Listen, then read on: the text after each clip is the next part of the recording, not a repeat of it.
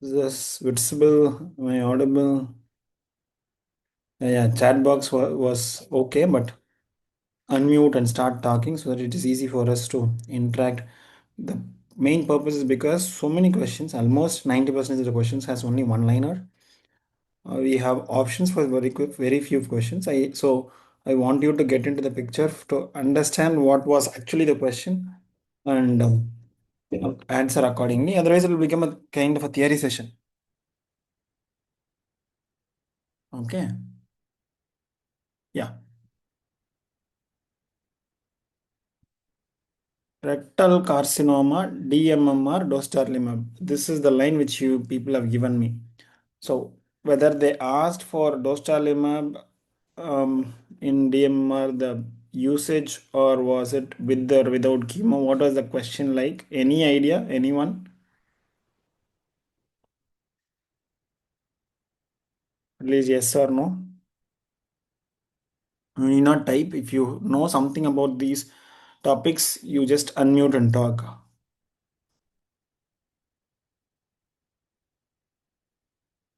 Yes, no.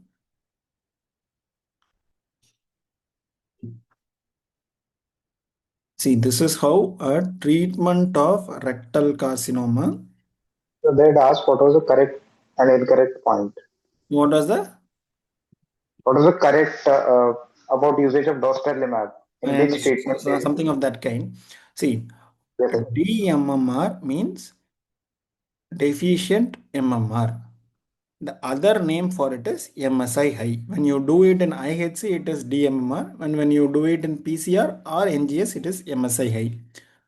So if either of these two subgroups, or if there is a mutation in pole mutation you would have come across very frequently in endometrial carcinoma, in this subset of colon and rectal carcinoma also, this pole mutation is there.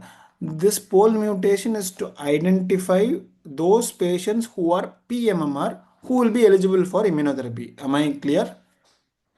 I need at least yes or no in the chat box or in the voice. See, Yes, sir. Yes, sir. easy for us to understand that we need immunotherapy for DMMR, otherwise called as MSI high. But those who are PMMR, in that around 2 to 8% of patients will have this pole mutation. Pole or pole D1. What is pole actually? What is pole? Any idea? Right, left, we are talking about pole. No, sir. Any other guys? Guys, what is this poll? What is so special about? Why are you wanting to do poll at all? Govind, Chinchu, Narmada, to check TMB polymerase. Yes, it is polymerase enzyme. The DNA polymerase enzyme is the one which is responsible for your extension of the new replication is because of this DNA polymerase enzyme. So when you remember your DNA polymerase, usually your double strand will break. There will be two single strands. Then one strand will form in a continuity. The other form will form in pieces. So that one is called the leading strand. The other one is called the lagging strand. The polymerase enzyme of the leading strand is called pole E, and the polymerase enzyme of the lagging strand is called the pole D1. Okay, that is also basically both are polymerase enzymes. The purpose of polymerase enzyme is to help the DNA replicate. Here, when there is a mutation of this polymerase enzyme, again break down new antigens and all these tumor mutation burden going up. That is when they found out this as a subset who will also be uh, kind of eligible for immunotherapy. Not only so, you have so many biomarkers for you to utilize immunotherapy. One is MSI, second is PDL1, TNB, and now in the group is your pole also. So when you have either of all these, here remember PDL1 is not your decisive maker. PDL1 can be done only in the metastatic setting. Based on PDL1, you are not going to choose your upfront treatment, mainly in your colorectal cancer. If either of these three, TMB or pole or DMMR, if these three are there, you have again two options. You can do immunotherapy or you can do your normal chemotherapy sequence. Normal chemo sequence is radiation followed by chemo or chemo followed by radiation followed by surgery. That is your normal sequence. Yes, that is also an option, or doing immunotherapy is also an option. After immunotherapy, if they go into complete response, you do not operate, or if they have a persistent disease, you will again start the normal chemotherapy course in the sense chemo radiation followed by chemo followed by surgery, or CTRT followed by surgery by chemo. Herein, the sequence can be anyway. You have three handles. One is chemoradiation, chemotherapy, and surgery. If you do before surgery, both it is called total neoadjuvant therapy. And before surgery, both can be possible. You can do first CTRT, then chemo, or first chemo followed by CTRT. Am I clear? Yes, sir. Any doubts in this? So that is where dostarlimab has come in, and the whole lot of so much of talk around dostarlimab because the first um, uh, drug to show complete response and persistent complete response in around a group of around 12 patients who were locally advanced rectal cancer who were DMMR subgroup, and those patients only had complete CR and they persist to be in complete CR. So they started publicizing that a drug will make sure that there is no surgery and there is complete response. That is how the drug became so much famous. And what is the percentage of positivity of MSI in colon? How much? Any idea? Around 5%. That much is enough. Okay. So next one was again a colon, metastatic colon, nivolumab, ipilimumab. What was this question about?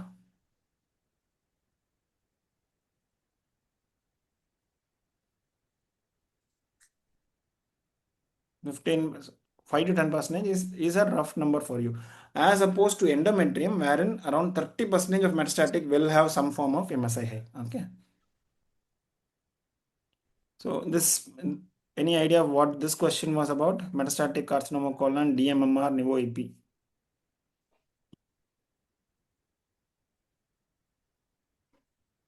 What was this about?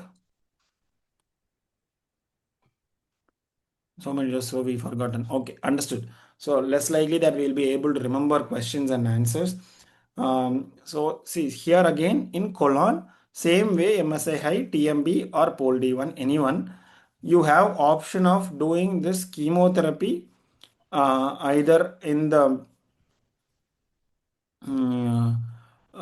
means if it is synchronous, you can do both the surgeries at the same time and then do chemotherapy, or you can do initial chemotherapy followed by surgery.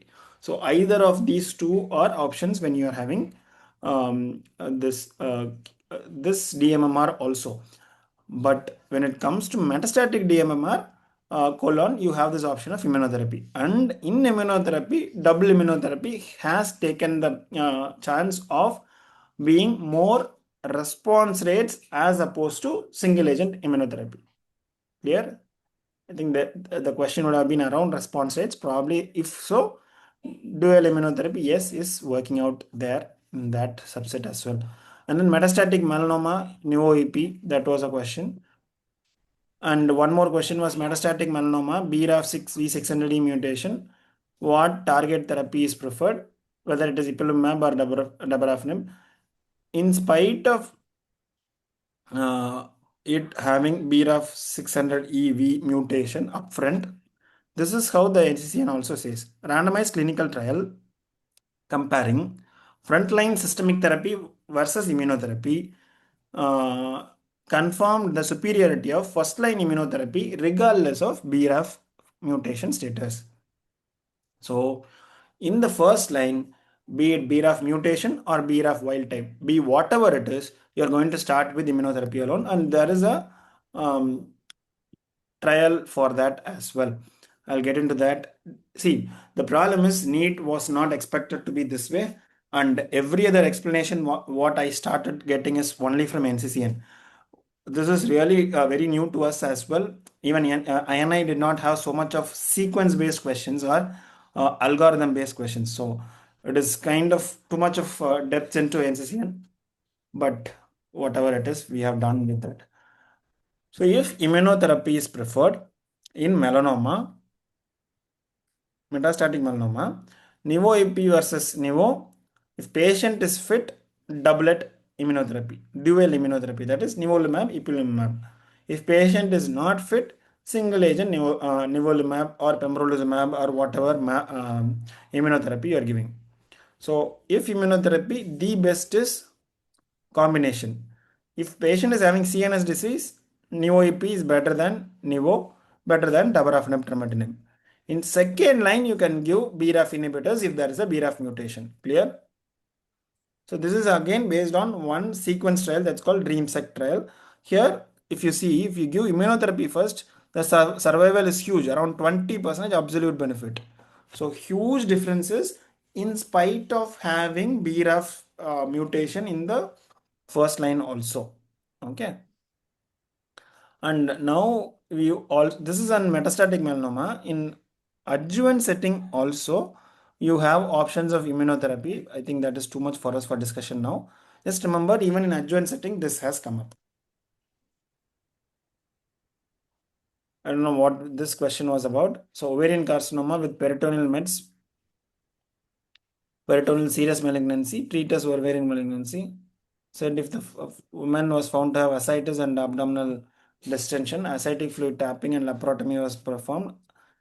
So it is an upfront surgery, ovary with the serous cancer confirmed in IHC, but ovary was normal. So probably primary peritoneal carcinoma. For all practical purposes, primary peritoneal carcinoma is managed as ovarian carcinoma. Also, carcinoma of the fallopian tube is also managed as ovarian carcinoma. So in NCCN also, in multiple other scenarios, the heading goes this way: ovarian cancer bar primary peritoneal cancer bar fallopian tube cancer. This is how the heading is. So they never restrict the whole guidelines to ovarian cancer alone.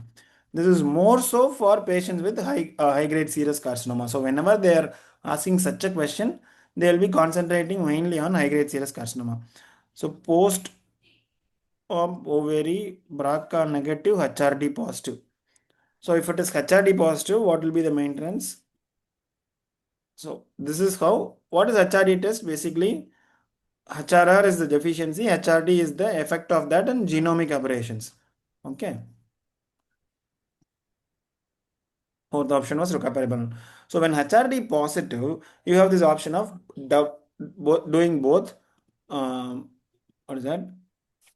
See, so BRCA wild type, that is how the question was. HRD positive. You have this olaparib with the bevacizumab. So you have option of doing bevacizumab with the olaparib in the, see what happens in practical purposes is different. Now we understood that maintenance with both the agents are going to be more helpful. But with the available trials, what you can say, HRD positive, olaparib with bevacizumab is good in the maintenance setting. Am I clear? Any doubts in this?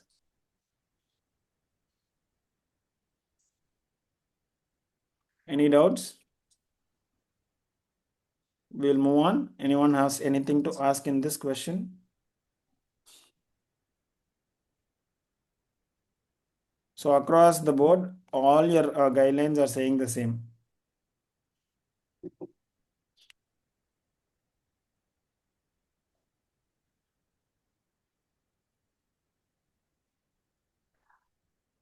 So in first line, you do chemo. If there is bevacizumab given with the chemo, if it is HRD positive and a BRCA mutant, you add PARP. If HRD positive and BRCA negative, again you add olaparib. So you have two biomarkers for adding a PARP inhibitor if it is either HRD positive or BRCA mutant, be it somatic or germline. Am I clear? Yes in the chat box or Someone can open up? Yes. This Zoom call is mainly for interaction. Yes.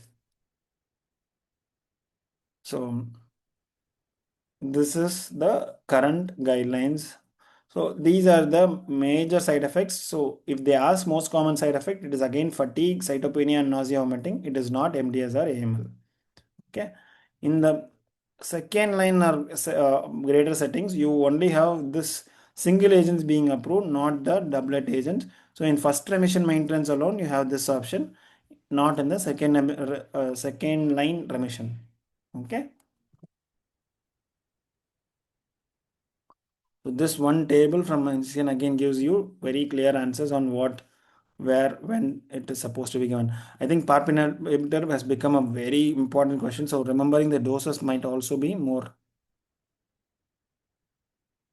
important for us. So next question is about cholangiocarcinoma progression NGS. So whether to observe, best supportive care. So see, in cholangiocarcinoma, what is the current scenario? First line is chemotherapy with immunotherapy. I don't think it is gem-pacli with durva. Probably was it gem-pacli durva? First line is, it is usually a gem, platinum and durvalumab. Fourth option was Folfox. See, in the first line, you give immunotherapy, either durvalumab or pembrolizumab along with chemotherapy. This is the first line. Be whatever the mutation is, that is also being studied. Even if there is a HER2 positivity in terms of amplification or mutation, first line it is supposed to be chemotherapy with immunotherapy, and there are only two immunotherapies approved, either pembrolizumab or durvalumab along with chemotherapy. It is so we do not jump into MSI questions or PDL1 questions here. Yes, PDL1 is a biomarker, but irrespective of the PDL1, you are going to give this combination of immunochemo. In the second line, what you are going to do, then you do the NGS. Now, in NGS, you have all these options. You can have an FGFR mutation, you can have an IDH mutation, you can have a HER2, and all other small options. Who will have what? See, this is more clear. In FGFR, it is more of, so there are three types: intrahepatic, perihilar, and also the extrahepatic distal cholangiocarcinoma. So intrahepatic and extrahepatic. In extrahepatic, it can be perihilar or distal cholangiocarcinoma. So there are three types. In this, FGFR and IDH mutations are more in intrahepatic cholangiocarcinomas.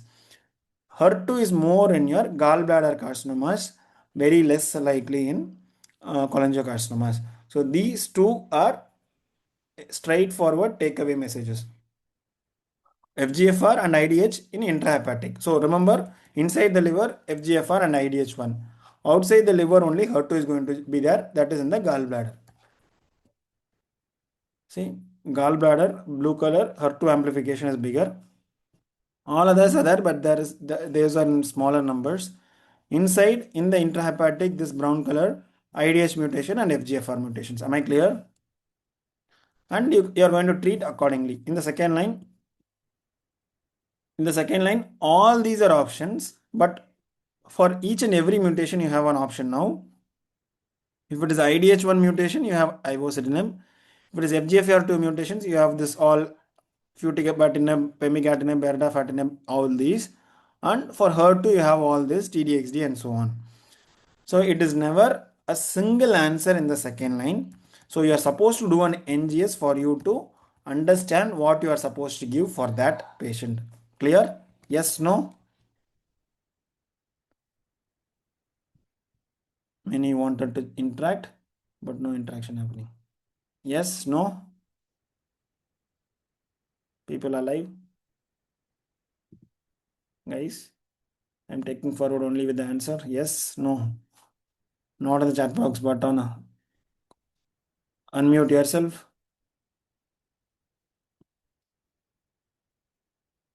Dr. Govind, Kamal, Karnesh, Priyanka. Yes, sir. Clear? Should we do something extra in this? See, so many, it is a vast subject. You will never get to read again all these chapters. So if you are already in the process of preparing for the further exams, get used to all these newer questions as well. So these are your FGFR2 drugs, and these are your IDH drugs. There are mechanisms for each, and there is a number of drugs for each. In cholangiocarcinoma, if they ask any question, will be only from these two topics, FGFR and IDH. Apart from the first line, only these three are main topics in cholangiocarcinoma for the whole cholangiocarcinoma, be it gallbladder. Apart from the mutational analysis and all those stuff, if it comes to treatment part, only these three will be the major questions. Am I clear?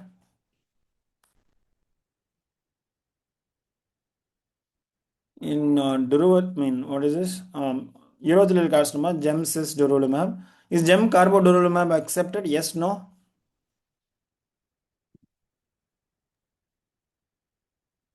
Yes or no? Guys, it's already. No. Cisplatin. Why not?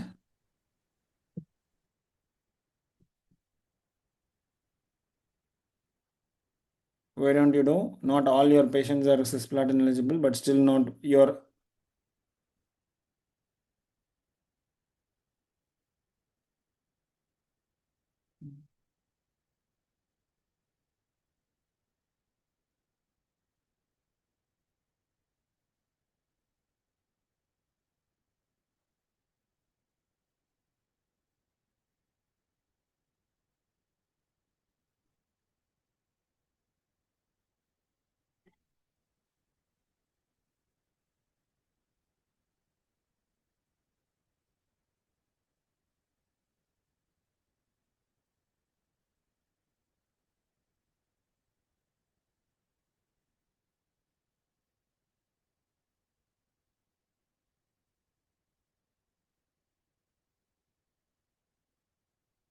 God stuck. Hello. Am I audible now, guys? Hello. Am I audible only on interaction? I will also know what is happening around. Yes, sir. Audible. Yeah. See, durvalumab is one drug which has been approved in the urothelial carcinoma. Urothelial carcinoma treatment involves both bladder and the upper urothelial tract. Almost all are being addressed in the same way, and platinum is a part of their treatment. For all practical purposes, so far we understand only cisplatin is the drug approved, and for those who are cisplatin ineligible, we did not have an option so far. And now this enfortumab vedotin with pembrolizumab, which is a totally chemo free combination, has got approved. So it is either cisplatin, if not cisplatin eligible. If you have both the options, if you have an option of chemo with the durva, that is cisplatin with gem with durva versus enfortumab vedotin with pembrolizumab, you are supposed to choose only cisplatin based. So that is the top priority for you. If it is cisplatin ineligible alone, then you get into the picture of other drugs wherever, whichever has got approved, whether it is in the metastatic setting or in the definitive setting. Okay, so this is what it is. So this durvalumab in this urothelial carcinoma is very newcomer. Why so much behind this? Because you know, after so many decades in bladder cancer, this is the only combination which has shown some survival benefit in patients who are undergoing surgery after the neoadjuvant therapy. So if you talk about bladder cancer in localized forms and locally advanced, it is always neoadjuvant therapy followed by surgery. The chances of bladder preservation with chemo radiation is there, but there is no neoadjuvant chemo immuno in that subgroup. So this drug of durva with the gemcis was perioperative. So either chemo with durva followed by surgery followed by adjuvant durvalumab is also given for a long time, versus gemcitabine alone with radical cystectomy. You can see there is a survival benefit. The survival, you need not remember numbers, at least remember that it is given a primary endpoint which is so this is a positive trial. So whenever you are reading a trial, understand the inclusion criteria, then jump into the result whether it is a positive or negative, then what positive, and then more deep, depth into the trial if at all so much important. Every other cancer will have one or two trials in such importance. You need not remember the trial name and you need not remember the numbers, but you should remember what combination for which group of patients and what is the result. Understood? So here there is a event-free survival benefit. How much event-free survival at which point of time not required. So ultimate answer is in cisplatin eligible patients with the muscle invasive bladder cancer, perioperative durvalumab in combination with neoadjuvant gemcis and radical cystectomy improved survival outcomes compared with the neoadjuvant chemo and cystectomy alone. Clear? Yes, no? I at least need answers on that so that I jump. Otherwise, again, I will be stuck again. Guys, yes? Is my internet working? Hello? Yes, sir. Yeah, so any doubts in this? No, sir. You can Yes. continue.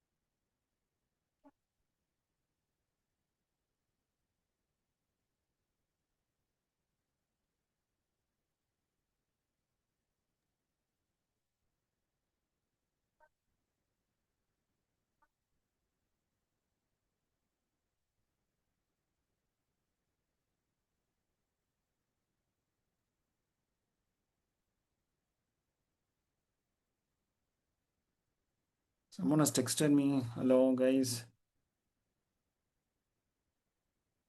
Someone has texted that he's not able to log in. What is happening? Am I audible? Is it working? Not able to join from one of the person.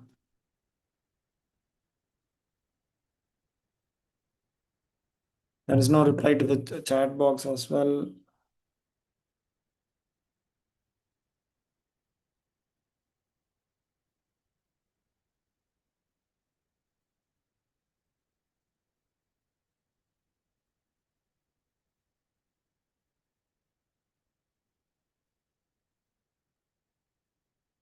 Someone has texted me that he's not able to join.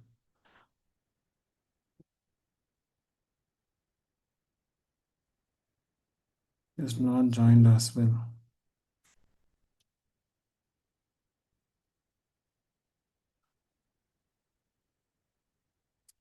Vinod, shall I share the this Zoom to him? Many are not able to join. Guys, from the doctor end.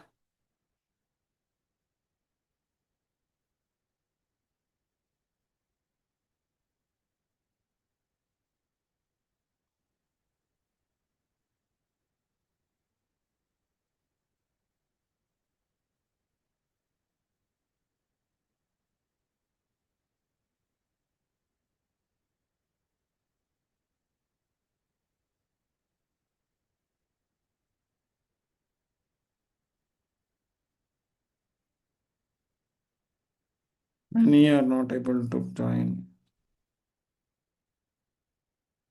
God. Few minutes, sorry. I'm still online, just working out on people who are not able to join.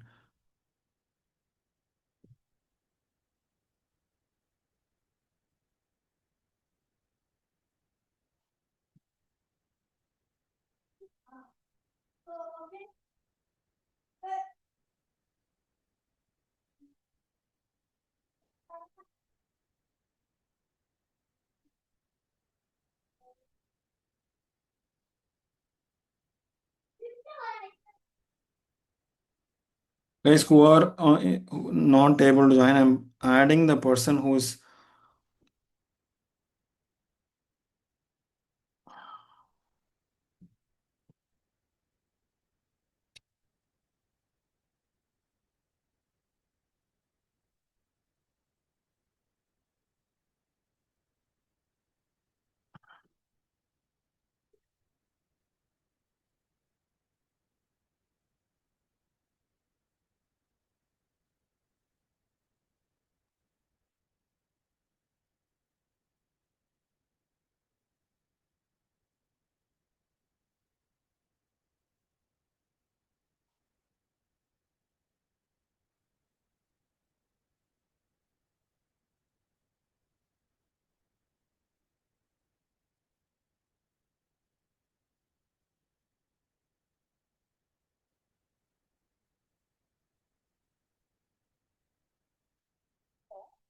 some are not able to join.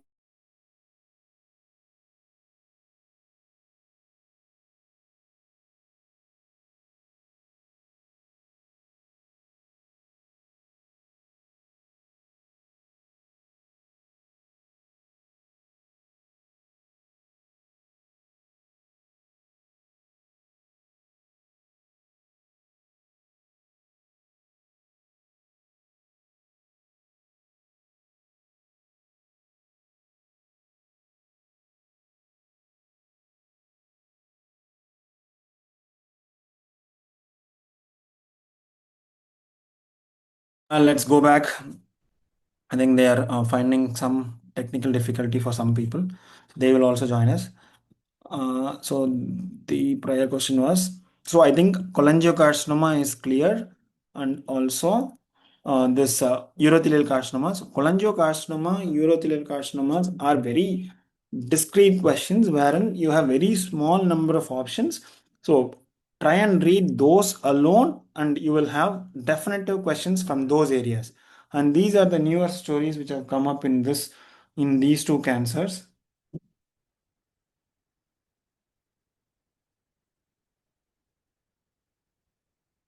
हाँ Divya, what's happening?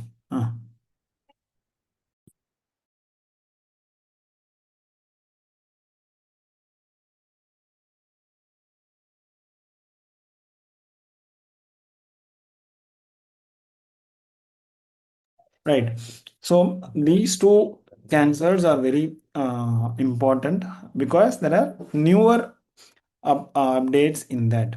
We tried discussing few in the WhatsApp group, but then the only thing is we did not expect so much depth questions. These are usually exit questions, not your entrance exam questions. Metastatic adenocarcinoma. See, now that we are around 45 minutes past and we are still in the eighth question, I'll try and do around 50 questions now. We'll try and push, and then the remaining questions I'll take in the next session. Metastatic adenocarcinoma progressed after 2 lines of chemotherapy, good performance status, and HER2 positive. What is the option?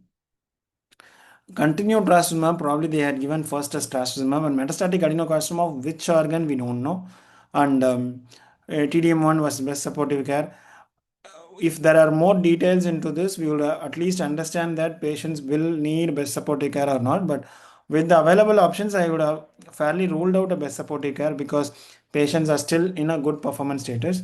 And with the other options, whether it is PER2 or TDXD or TDM1,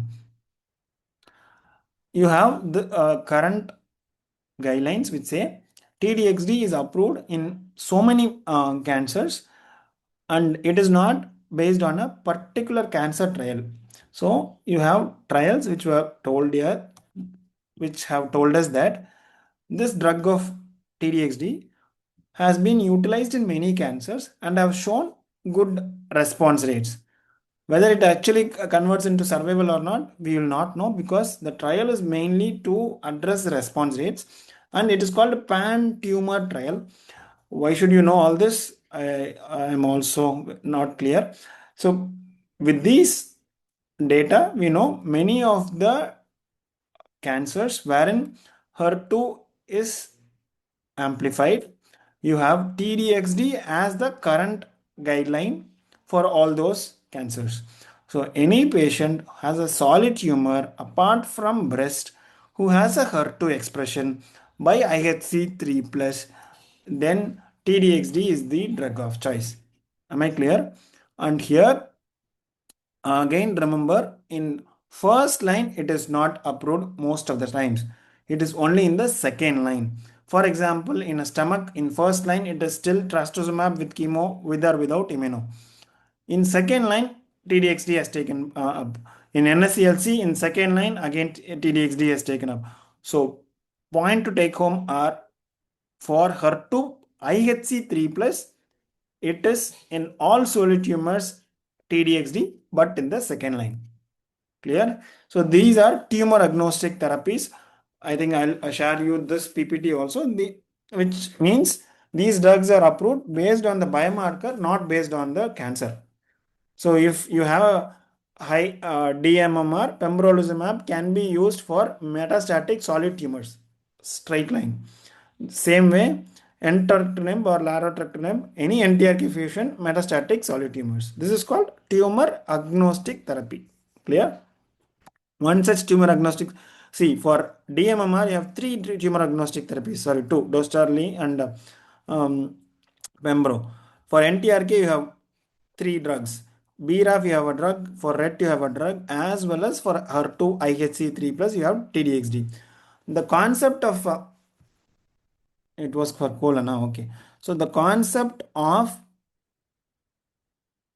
this HER2 low, all these new stories are only for breast. All of the solid tumors, it is IHC 3 plus, which is supposed to be HER2 positive. Clear? Periampullary carcinoma, some Corvoisier sign positive. Endoscopic ultrasound plus CT MRI. No, what was the question? So, Corvoisier principle is a painless, palpable, enlarged gallbladder accompanied with mild jaundice is unlikely to be gallstones. So, enlarged gallbladder, jaundice is most probably cancer rather than gallstones. This is the principle of that. So, if that is the question, what was the options and how did the question got formed? We don't know. So, in such a scenario, you are supposed to take all the the tumor markers are CE and CA99. For all your hepatobiliary, you will do both. You will not restrict to CA99 alone. You will do a CEA also in your hepatobiliary cancers, be it cholangio or pancreas or a periampullary. More so for periampullary that you will do a CEA, because there are two types of periampullary cancers. One is a pancreatobiliary subtype, the other one is intestinal subtype, and your treatment is going to be based on either of these two subtypes. So two histological types of periampullary carcinoma, and your treatment is going to be based on which histological type you are going to get. Clear? So any localized disease, surgery was the preferred treatment. Sometimes neoadjuvant therapy is a protocol, but most often the preferred treatment is surgery, which is pancreatic duodenectomy, followed by adjuvant treatment. So herein you do not call it as a stage 1, stage 2 and all. If you find a localized disease of periampullary carcinoma, proceed with surgery. Post-op, you give adjuvant whatever the stages. If patient is inoperable, you can still try a neoadjuvant therapy followed by surgery if it is localized disease. If inoperable and even after neoadjuvant it is still locally advanced, you are supposed to treat it as a metastatic disease. So clear one-liner here is, if operable, operate. If inoperable, try and convert and see if operable or not. If still inoperable, try and treat like a metastatic disease. Clear? So see, there are two subtypes, pancreatic or mixed, which is supposed to be managed in that lines, or an intestinal subtype. So pancreatic like a pancreatic cancer, you'll do FOLFIRINOX or Gem-Nab-Pacli. For intestinal, you'll do like your intestinal chemotherapy like FOLFOX or Capox. Clear?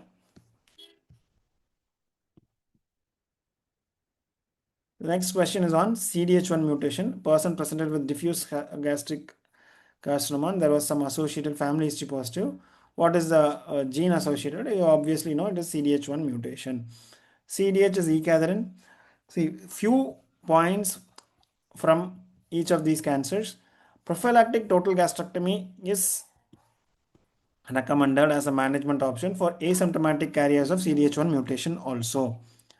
It is supposed to be done 5 years younger than the youngest family member who developed the cancer.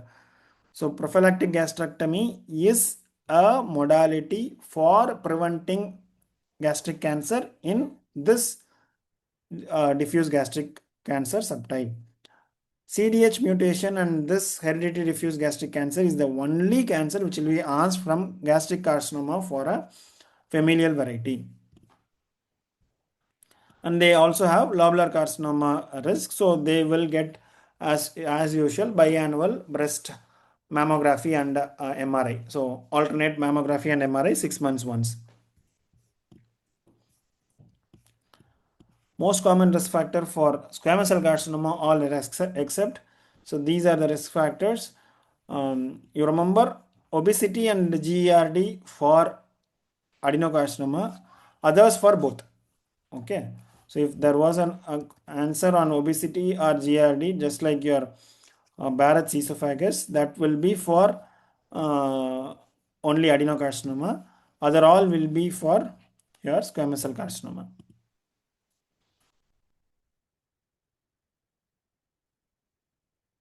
For carcinoma unknown primary, when you do an endoscopy, what is the investigation when you recommended to identify the primary in nasopharyngeo endoscopy, PET-CT or CT?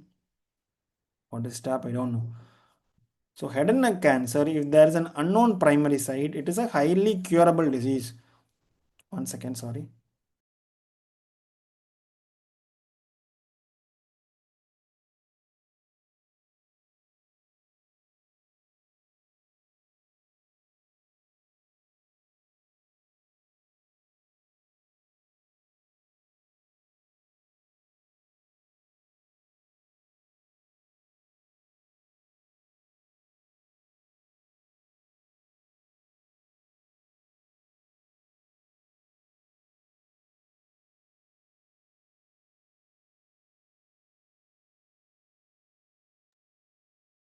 So head and neck carcinoma, if it is an unknown primary, you need not fear that you did not find the primary. It is actually a curable malignancy.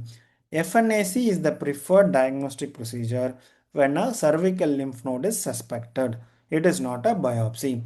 Open biopsy should not be performed unless the patient is prepared for a surgical management of that, like a neck dissection. I have had patients who came with the true cut biopsy and then the cancer ulcerates and you will never be able to control that. The patient goes on for a bad shape. They will have a huge ulcer forming there. So when there is a neck mass, FNAC you are supposed to do. Based on the FNAC, then you do whatever is required. If you get a squamous cell carcinoma and if you are suspecting a head and neck malignancy, you can do a PET scan or examination under anesthesia. Even before examination under anesthesia, you are supposed to do a imaging and then if required a viral testing like HPV or EBV. So if you are supposed to give the straight answers, triple endoscopy is not the option. It is not supposed to be the option when it is, it's not supposed to be the answer when you are choosing the options. So here, whether it is copy or PET scan or CT, see CT with contrast or MRI with or without contrast or an FDG PET, or if PET not done alone, then CT. So the priority is still given only for the PET scan. And accordingly you start managing. Okay. Mucoepidermal carcinoma, margin positive on resection. What is the next line of management? Re-resection or adjuvant chemo or radiation or observe. Mucoepidermoid carcinoma. See, these are rarer cancers. So adenoid cystic, mucoepidermoid, and other minor salivary gland cancers are rarely touched upon, but still they have done that this year. So we might have to get into those details as well. So minor salivary glands, if it is a node positive or node negative. If it is node negative, you can do only tumor resection with or without neck dissection. Neck dissection only in high grade tumors or a T3 T4 tumors. In node positive, you are supposed to do neck dissection along with the primary resection. So if it is a parotid gland, take out the parotid, see the neck.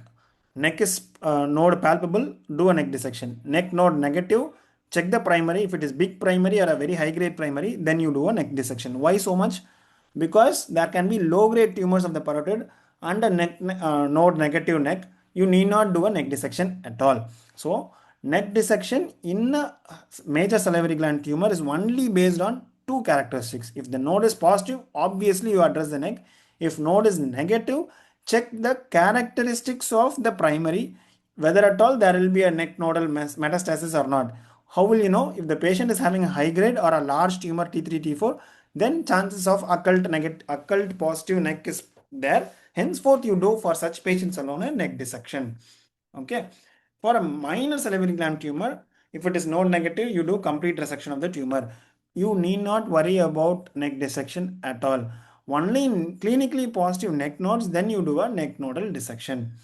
And if it comes as completely resected, then you have a kind of all these options. If incompletely resected, gross residual disease, resection if it is possible, then you do. See, so for most of the head and neck tumors, it is resection if there is a margin positivity.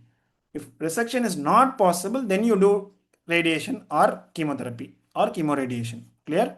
So in the order of sequence, first do the surgery of the primary, be it major salivary gland or a minor salivary gland. If it is node positive, do a nodal dissection also.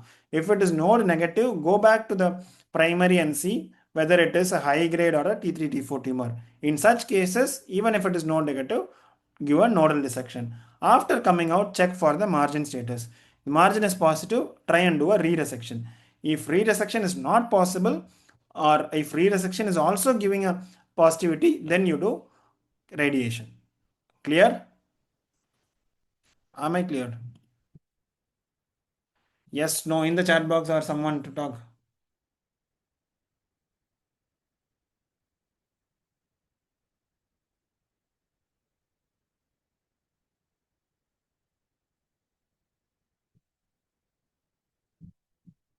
Am I clear? Yes, no.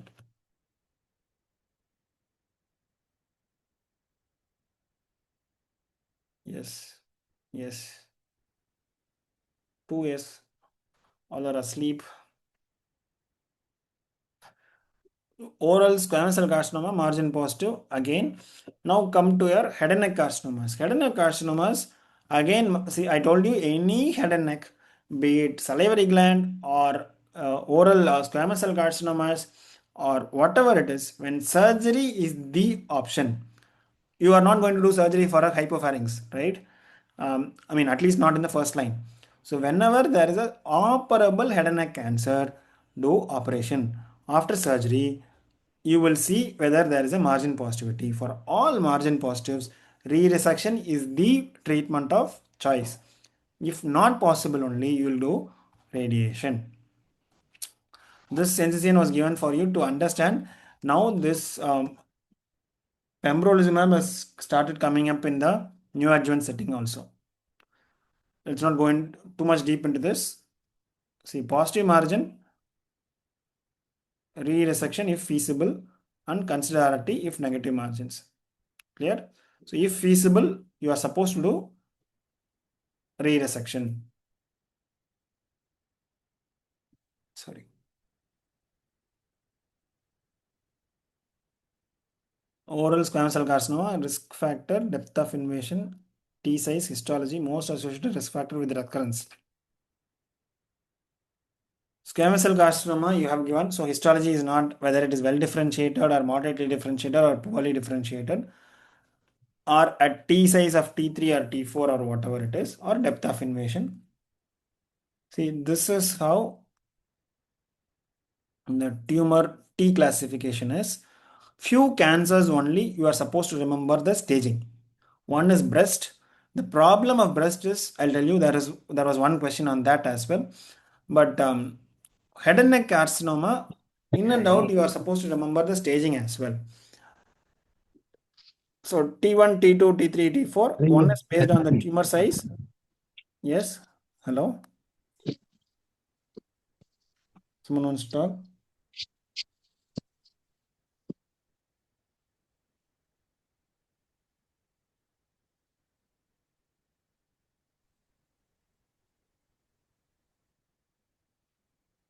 Right.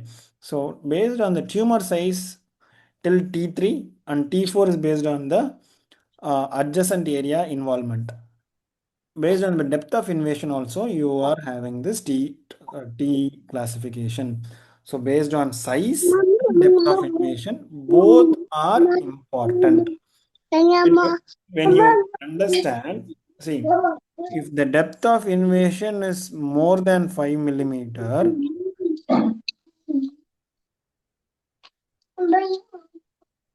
some noise somewhere, guys.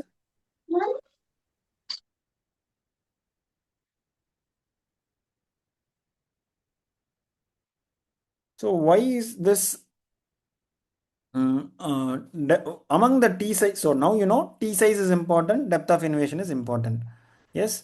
So among these two, what are you going to choose? So histology is totally out of the picture. For recurrence, either it is T size, N size, or the depth of invasion. So one is size of the tumor size, depth of invasion, and then the nodal status.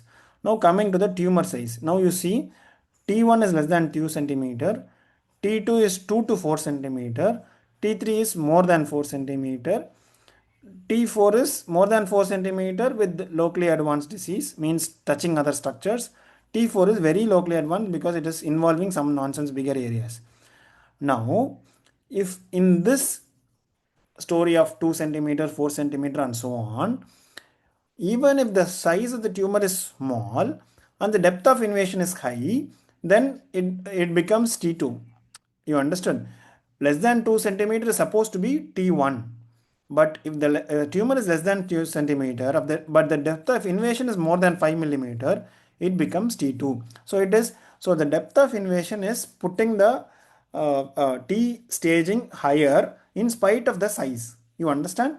So among these two, depth of invasion will be the, see, this needs too much of thought process to understand why such a question is asked and how do we answer this question.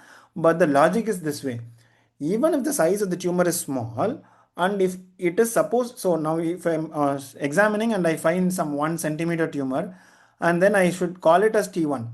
But if the depth of invasion is like 7 millimeter, though it is size wise T1, it is now with the depth of invasion, I should be calling it as T2, not T1.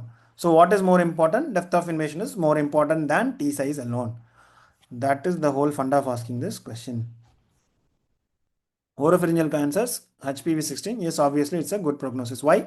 See, there are two classifications: oral cavity, carcinoma unknown primary, major salivary glands, nasal carcinoma, paranasal sinuses, larynx, P16 negative oropharynx. All these have one type of N nodal classification.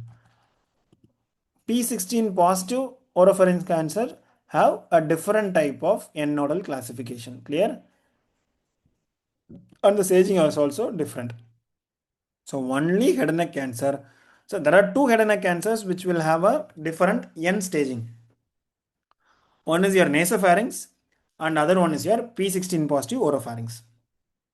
So these two are the subgroups which will have a different N staging in the head and neck. Other all will go in this order: 3 to less than 3 centimeter, ipsilateral, bilateral, more than 3 centimeter, 6 centimeter, and so on. But for P16 positive oropharynx and for nasopharynx, the end stage will be just based on one number, that is 6 centimeter, whether it is ipsilateral, bilateral, or more than 6 centimeters. This is very easy to remember, but you have to remember that is a different one as opposed to other head and neck cancers.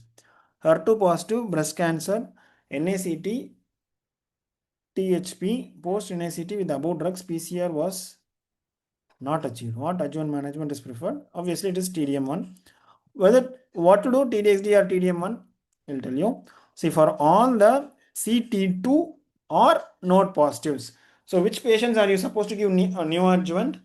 Any T2 and above, be T2N0, T3N0, T4N0, or even T1N1. So, either T2 and above or N1 and above, irrespective of the tumor status.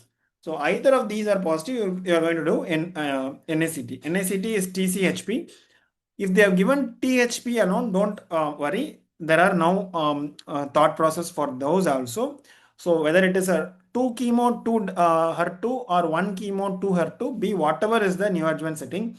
If there is a residual disease, you are supposed to do TDM1. Sorry, I think I missed the story of TDXD over that. 1 second, sorry.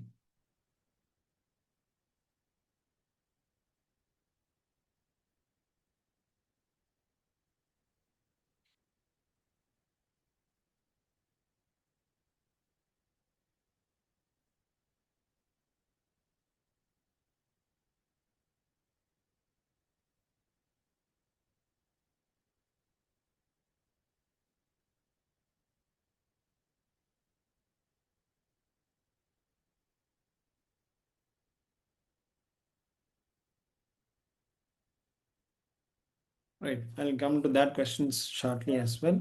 There are a few HER2 positive treatment sequences which have been asked.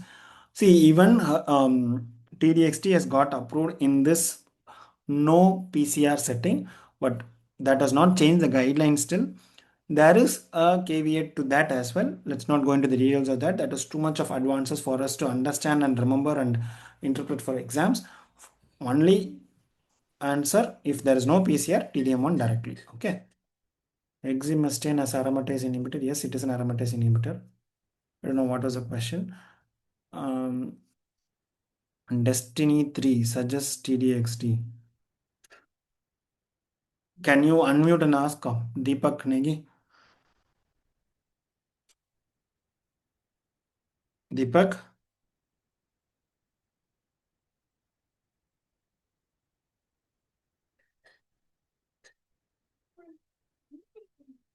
Deepak? Can you unmute? It's easy for discussion, man. The whole point of putting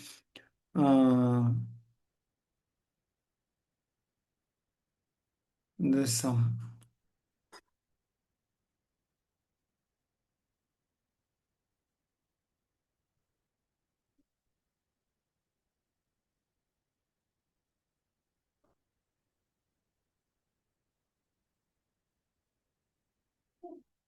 unable to join audio. Understood. Clear.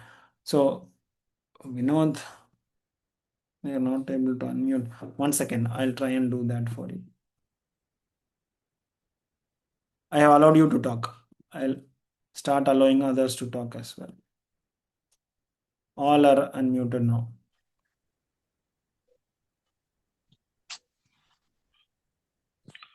Hello.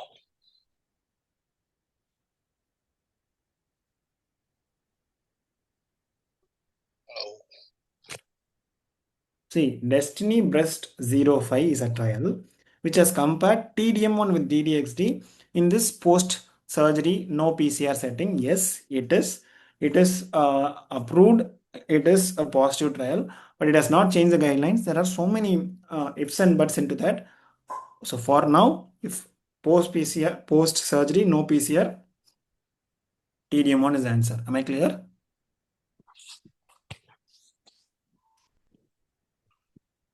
It is Destiny 05 breast. Right. Going forward, RMI score, what are the components of the scoring system? These are the, so Roma scoring, RMI scoring, OVA1, all these are scoring systems. All your Flippy 1, CLL IPI, your mantle cell IPIs, all these are going to be one question for sure. So scoring, you are surely getting one question from them. So this is about one other scoring, that is RMI scoring. These are the parameters apart from CA125 and menopausal status. It is whether about the ultrasound features. So probably they would have asked apart from ultrasound features, what are the other things? CA125 and menopausal status. Into the ultrasound details, you need not remember whether it is cyst or solid or bilateral ascites. Every point is not remember. At least there is ultrasound features which is supposed to be yes or no, menopausal status and CA125. So three gross components to be remembered. Then Roma scoring is CA125 and HE4. HE4 is human epidermis protein 4. It's a tumor marker again for epithelial ovarian cancer. It is more specific but very less sensitive. That is why you are not using of very frequently in on trying to find out ovarian cancers. So CA125 is a very sensitive marker. So when you use these two markers, it's called as Roma scoring, and that helps us in differentiating whether your uh, mass is adnexal mass is malignant mass or a benign mass. Oncotype DX 17. I don't know what is this, whether it was score 17. So these are oncotype DXs. This is easy for you to see this sequence.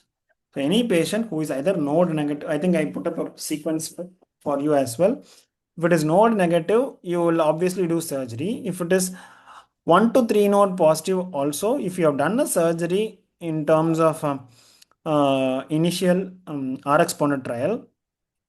So Oncotype DX has two trials. One is RX Ponder trial and then is a Trailer X trial. So both the trials are for Oncotype DX only. And the total score is 100. This is involving 21 gene analysis. And you are again going to see whether they are postmenopausal or premenopausal, be it node negative or node positive. If it is premenopausal, you have so many options. If it is postmenopausal, it is very easy to remember. In postmenopausal, score less than 25 in 1 to 3 lymph nodes. This first pink, this alone is endocrine therapy. Otherwise, node positives all are for chemotherapy. Okay, just remember this one exception. In premenopausal, whatever is the score, you are supposed to do chemotherapy. Okay, then only endocrine therapy. If it is postmenopausal and in score less than 25, then you have this option of endocrine therapy alone in 1 to 3 lymph nodes positive. Same way here in postmenopausal also 1 to 2 1 to 5 you have one endocrine therapy alone. But in premenopausal also one subset you can do only endocrine therapy, that is 1 to 15. 16 to 25 may benefit from chemotherapy. You have subset analysis of that. So anyone less than 50 years and premenopausal and 16 to 25 scores, they might benefit of chemotherapy also. This is being given again here. See, 21 gene oncotype DX, 21 gene oncotype DX, 21 gene oncotype DX. Postmenopausal or premenopausal or premenopausal. Postmenopausal, be it node positive or node negative. So easy for you to remember. Postmenopausal, node positive or node negative. If the score is 1 to 25, endocrine therapy. Score is 1 to 25, endocrine therapy. So postmenopausal is easy to remember. Always only two classifications. Premenopausal, if node positive, give chemotherapy. If node negative, then do endocrine therapy. If it is 1 to 15, it is not 1 to 25. For 16 to 25, if they are age less than 50, then you do the chemotherapy. So much to remember in this. So you will have to draw your algorithms to find out how to interpret this. Metastatic breast cancer, fulvestrant plus capivasertib. No, what was the question again here? So this is the current guidelines. So patients with hormone positive breast cancer, hormone positive, HER2 negative. First line is always CDK4/6 inhibitor with an aromatase inhibitor. That is very easy for us to remember and write. Hana? So this is a straightforward answer. So the only problem is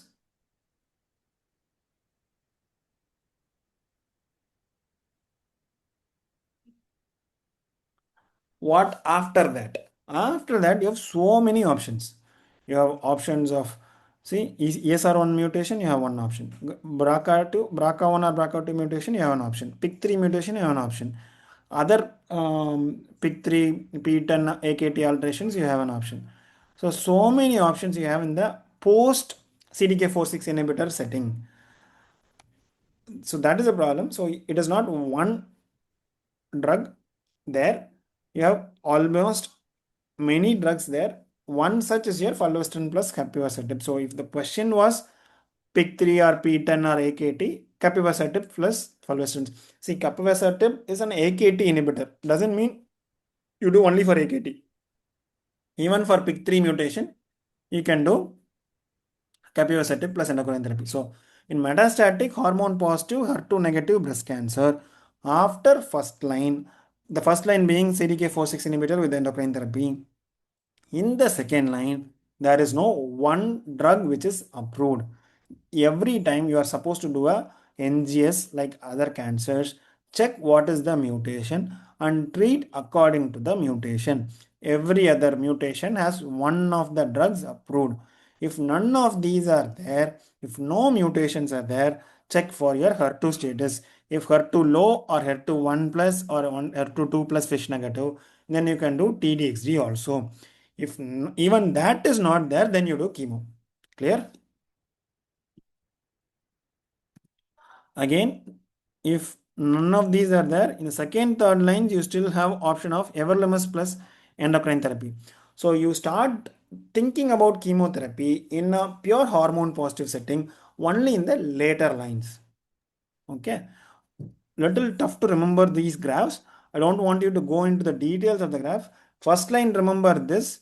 Second line, you have multiple options. In third line and so on, you have this ADCs or chemotherapy. That's all.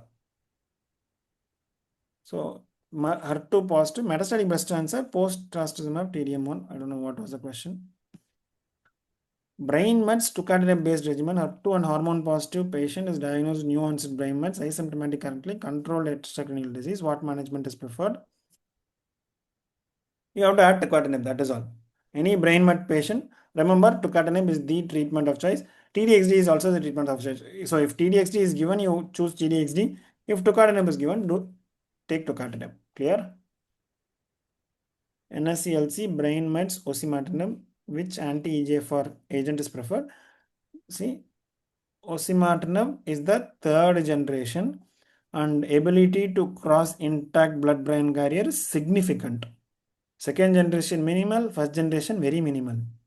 So this is the only drug which can cross. So third generation onwards, the ability to cross blood-brain barrier is going to be significant. Okay.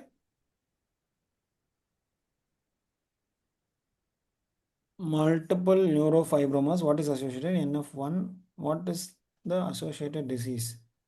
NF1, NF2, McCune-Albright syndrome. I don't know what. So if it was direct question, it is only NF1. P10 mutation, Cowden syndrome. So Cowden syndrome is an autosomal dominant P10 mutation syndrome. See, TP53, P10, BRCA, and hereditary diffuse gastric cancer syndromes. These four are Lynch syndrome. And then your FAP, I don't think anything else is more important. So these six syndromes, you have to be on tips so that any question around this, you'll have to answer. So P10 mutation, you have so many, external problems like facial tricholamoma, oral papilloma, nothing is important for us. Cancer risk, most common and early onset is breast cancer, then thyroid cancer, endometrial cancers are also positive. So you have four cancers which are possibly more, which is breast, thyroid, endometrial, and renal cancers. All in all extremes. One is breast, one is endometrium, one is RCC, and one is thyroid. The most common being breast cancer. Okay. Thyroid cancer, BRAF mutation. What is the most common genetic alteration associated with which thyroid cancer? We don't know. So BRAF V600E mutation occurs in around so much percentage of patients with papillary thyroid carcinoma. What is the most common mutation? It gives a poor prognosis when it is associated with TRT promoter mutation also. BRAF V600 mutation on its own is generally not considered as a poor prognosis. This is one other where you usually do not see such questions in your even data. So rare such questions do happen. If you have answered well, if not, do not worry. Rhabdomyosarcoma association. So fusion parts in RMS, don't remember like alveolar and embryonal. That is a problem. So you call it as fusion positive RMS or fusion negative RMS. Fusion positive RMS is most often alveolar RMS, which is very high aggressive, very high risk of metastasis and a poor prognosis. It can be there are two things. One is PAX3 FOXO1 or PAX7 FOXO1. Fusion negative RMS is most often embryonal, less aggressive, low metastasis, better prognosis, and they are not without other mutations. They do have RAS mutation, loss of heterozygosity, and so on, but it is not fusion. The fusion positive RMS is alveolar RMS. Okay. I don't know what was the question around neuroblastoma. ALL MRI guided therapy. So if MRD positive or MRD negative, what was the question? We don't know. I will want to tell you if MRD was the question and if it was a risk stratified MRD positivity, then you will have to remember if it is standard risk and intermediate risk and then MRD positive, you switch to high risk consolidation. If it is already high risk and MRD positive, then you are supposed to do blinatumomab in the second line in the consolidation. Okay. So the preferred method for MRD quantification is NGS method. So much in MRD as well. Flippy scoring. I don't know what was, so they wanted to see the check the scoring also. Tough question, sorry. So age. So if there were only components asked, I think that would have been an easier one. Elevated LDH. So one is elevated. HB is 10. So there are two. And more than 5 nodal involvement. So more than 4. So probably 65 years. Every other point was towards a positivity. So it is obviously easy remembering it is a high risk. Whether it is very high risk or high risk, obviously you will have to remember the scoring system to answer such questions. So the straightforward take home message from this is every scoring system is supposed to be remembered and easy. I mean, the tough one is to remember the components and then to remember how it is interpreted. At least remembering the components is bare minimum and remembering the interpretation is well and good. But differences like flippy 1, flippy 2 differences, what are the components here and there which is different, IMDC versus what is where Karnofsky scores comes, what is the where does LDH come, where does calcium come, all these differences are supposed to be remembered. IMDC, which of the following is not a component of IMDC? So IMDC, you are supposed to remember straightforward answer question. So LDH is not a component of IMDC. So time from diagnosis, calcium, hemoglobin. So you do two blood tests, one is calcium and the other one is CBC. Other than that, time of diagnosis less than 1 year and performance status. So this is how you usually remember. For the other classification, MSKCC, wherein you will have LDH as a component than a calcium. Waldenstrom's macroglobulinemia, genetic alteration of mid-88 was mentioned in the question. So if that is there, then it is easy. If mid-88 was there in the question, answer of Waldenstrom's was easier for you. You should have this criteria fulfilling. So plasmacytoid cells in the bone marrow, IgM in the blood, and all these bone marrow cells should be expressing CD20 positive, 19 positive, surface IgM1, IgM positive. So these are bare minimum. So if it is a IgM monoclonal gammopathy of any concentration and the bone marrow showing all these and mid 88 was so this is criteria for the diagnosis, and mid 88 is going to confirm your diagnosis as well. So Waldenstrom's macroglobulinemia, if treatment as asked, the first line of treatment is zanubrutinib, and the second line is, the other option is bendamustine rituximab. So you are supposed to treat like other lymphomas. It is not your bortezomib based therapy. Bortezomib based therapy is also there, but in the first line, it is not given as a first option. DLBCL ABC subtype, mediastinal mass rapidly growing, K16 very high, biopsy performed, CD10 negative, BCL6 and MM1 positive. What is the diagnosis? So probably Hans algorithm was asked, and according to the algorithm, they want you to remember whether it is GCB or ABC. CLL, incidentally diagnosed, observation or rituximab or R-CHOP. So watchful waiting for all this. So indications for treatment of CLL, if you remember, you will know when to treat and when not to treat. So the point of asking this question was to understand whether you need to treat or not. If they are asking for treatment, you should know the indications for treatment. Indications for treatment are complications because of the disease in terms of lymphocyte rapidly proliferating, or autoimmune diseases, or obstructive diseases, or progressive marrow failure, or some constitutional symptoms. These 5 categories, if anything is there, you will be treating. If not, you will have a watchful waiting. Deletion 17p, ibrutinib or not. So this is important. See, you have acalabrutinib and zanubrutinib as the BTK inhibitors in the first line. Ibrutinib is still there, but it has been pushed into the second line.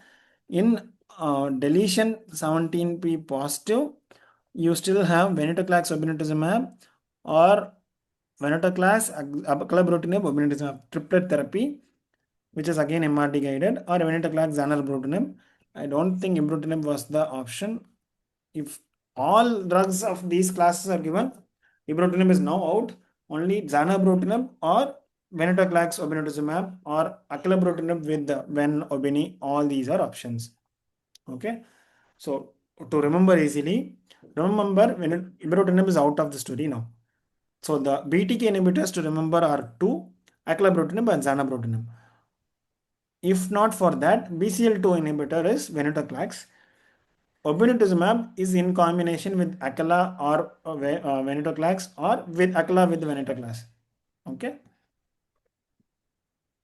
Kara Bishop, right left asked, so this might not be a tough one for you.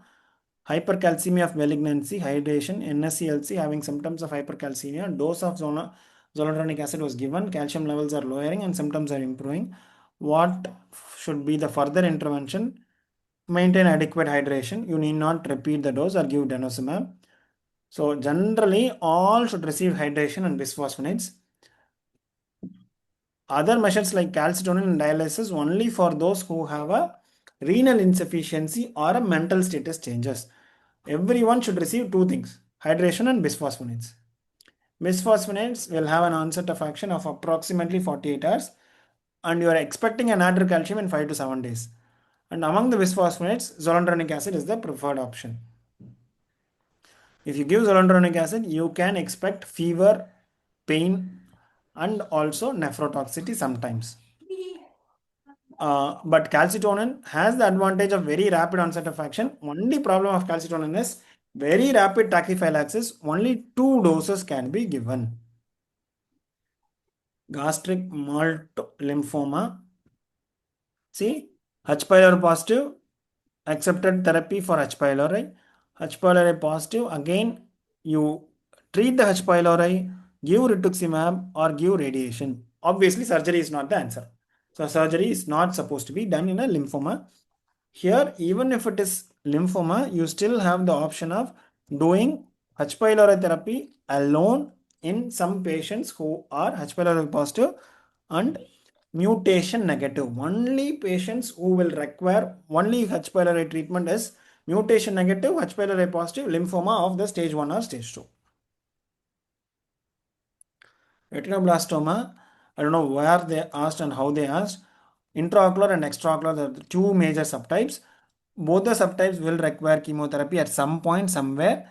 Mainly group E intraocular or all extraocular patients will require chemotherapy. The CEV chemotherapy is the combination. An AML high risk induction, what do they want? Urological transplant is recommended for patients with favorable risk who are unable to complete consolidation or who have high risk features. See, you have three risk stratifications: good risk, intermediate risk, and high risk. Intermediate risk and high risk, you are supposed to transplant. Good risk, you need not transplant. Even in good risk, when will you transplant? If there is an MRD positivity or KIT mutation. These are the two conditions. Even in good risk, you will be doing transplant as a consolidation method. Okay.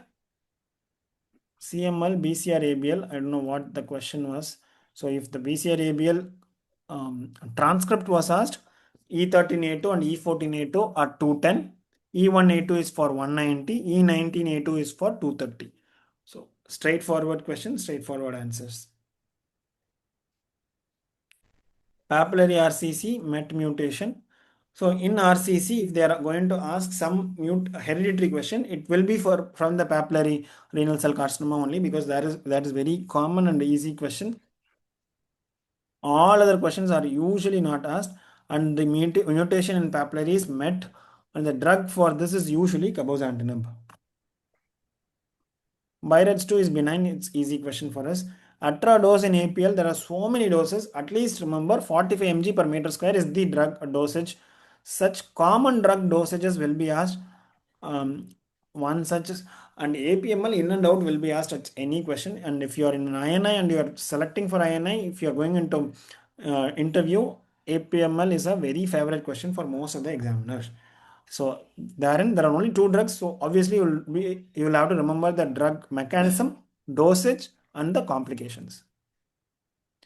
Dicer mutation, one among the rare questions which is very tough to remember and answer. Dicer is basically you have all these embryonal tumors like pleuropulmonary blastoma being common in all types of Dicer mutation, deletion, or translocation. Ewing sarcoma 1122 easily remembered.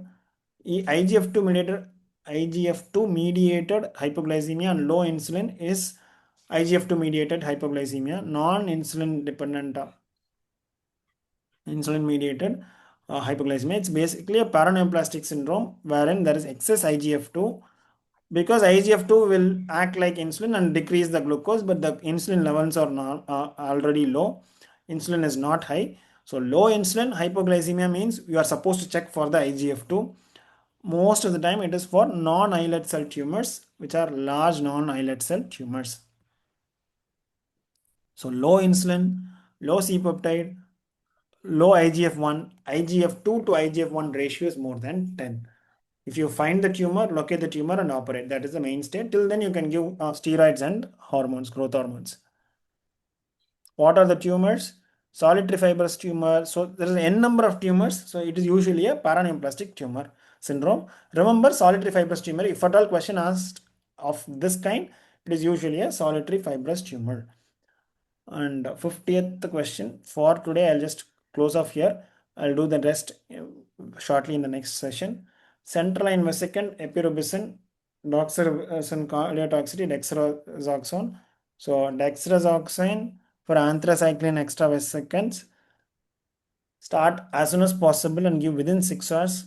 For Vinca alkalides, it is hyaluronidase, and DMSO for anthracyclines if dexrazoxane is unavailable. DMSO is also for mitoxantrone and mitomycin C. Sodium thiosulfate for high volume, high concentration cisplatin. Also for bendamustine. Otherwise, the general measures are asked. And complete 10 more. Extranodal extension, cisplatin, chemoradiation. Obviously, we know. See, if these are the indications for treatment in a post-operative head and neck, high risk is equal to two options: extranodal extension or extracapsular extension, or a margin positivity where you will give chemotherapy and radiation. Other all subset you are supposed to do only radiation, but now the current guidelines has changed. it has told us that even in the other subsets of URTC, see, stage 3 to stage 4, the green circle, there are so many options there. PNI, vascular invasion, LVI, level 5, level 4 lymph nodes, say stage 3, stage 4. All these were options for only radiation. But now current updated guidelines say even there you can give chemo radiation. But usually the question will be like, when do you give chemo radiation? Either it is positive margin or extracapsular extension. Cervix weekly paclitacarbo, it is interlaced trial. In cervix, very less to remember in the definitive setting. It is the only one which has come up newly is the interlaced trial, means weekly paclitacarbo followed by chemoradiation, then upfront chemoradiation has shown survival benefit. Pancreas tumor.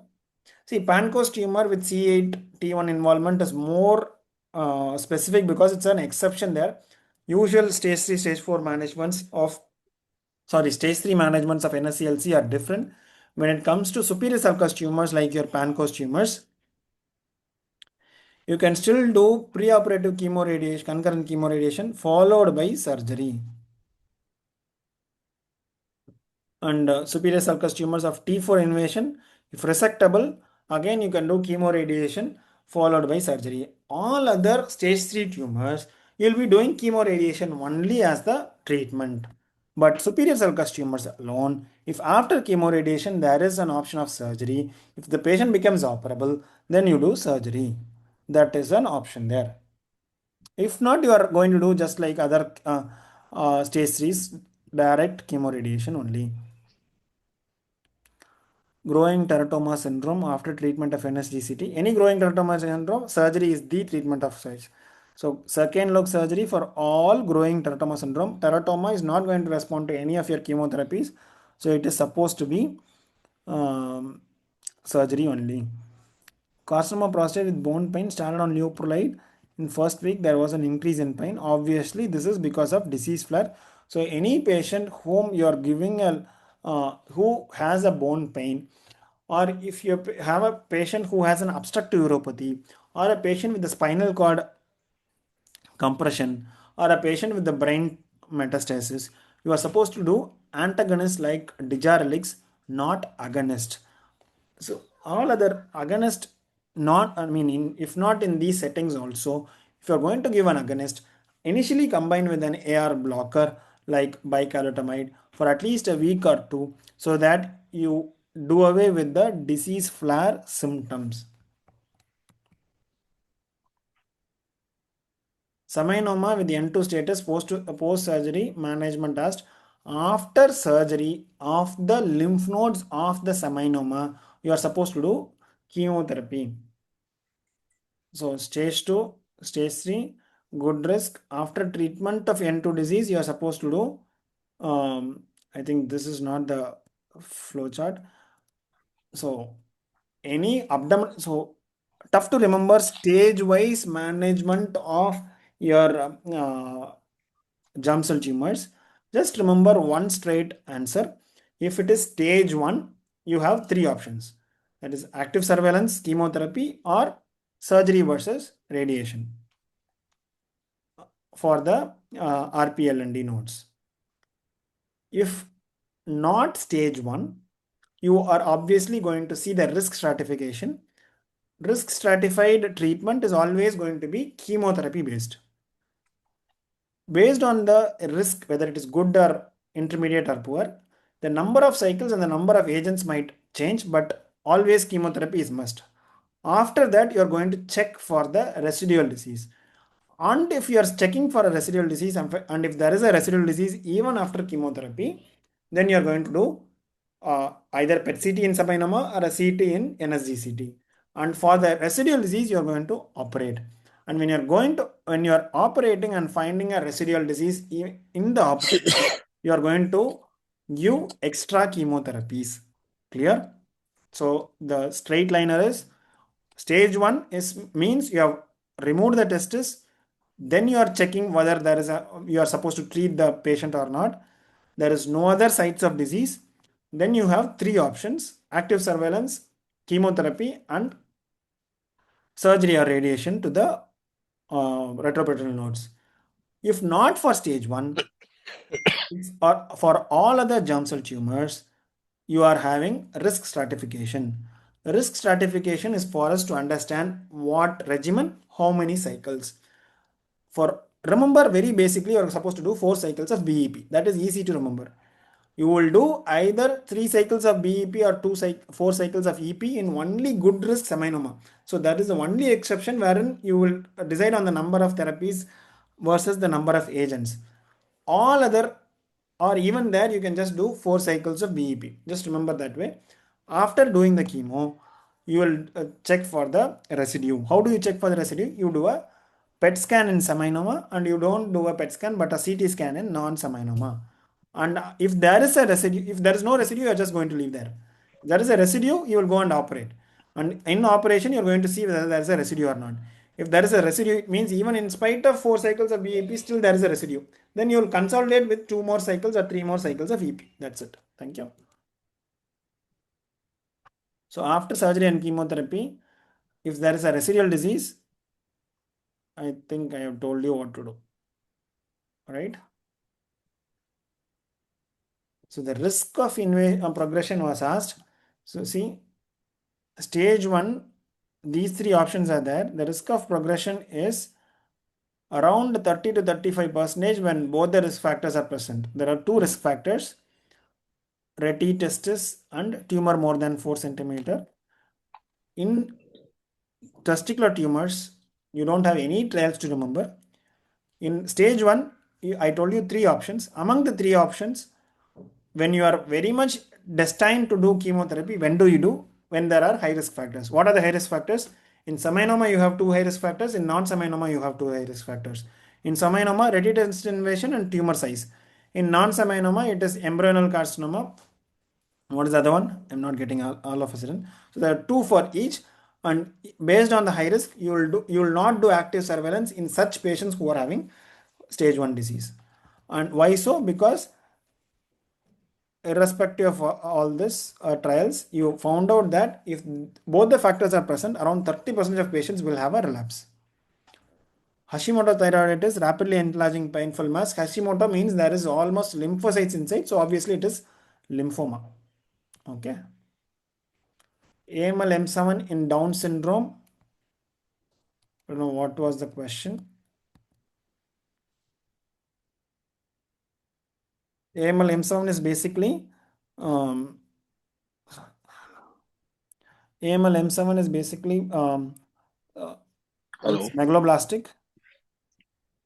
In Down syndrome, probably they ask about TAM also, I don't know. So transient abnormal myelopoiesis or transient myeloproliferative disorder. Both are same names. It usually happens in less than 3 years and usually resolves spontaneously, and it is proliferation of these blasts more so in the peripheral blood and bone marrow. Most of the times they resolve, very less likely they progress to AML, but that too only in 20 to 30%. One point to remember is it resolves, GATA1 mutation is present. Rare such questions might also come.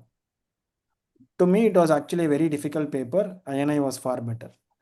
Skull basal cell carcinoma, invading bone, not amenable to local resection. Management was asked. Systemic therapy with Hedgehog inhibitor. Basal cell carcinoma, you will risk stratify as low risk or high risk. See, every question whichever we have discussed so far was so much algorithm based, whether it was risk stratified or node based or surgeon or stage based, but everything was algorithm based. Such an 8 has never happened. So most of the times it will have been tough for most of your people. So we do not expect high scoring exams in such areas.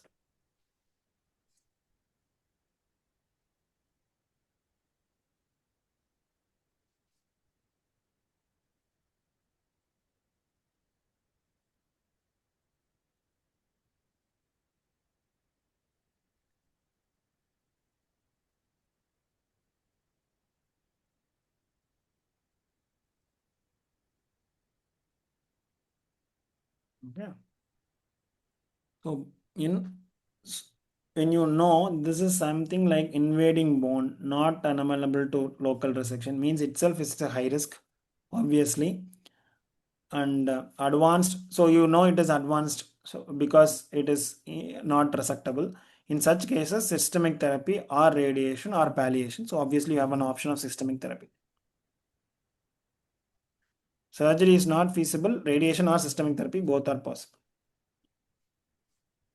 What is the drug of so there is no preferred drug so far, only recommended regimens are given.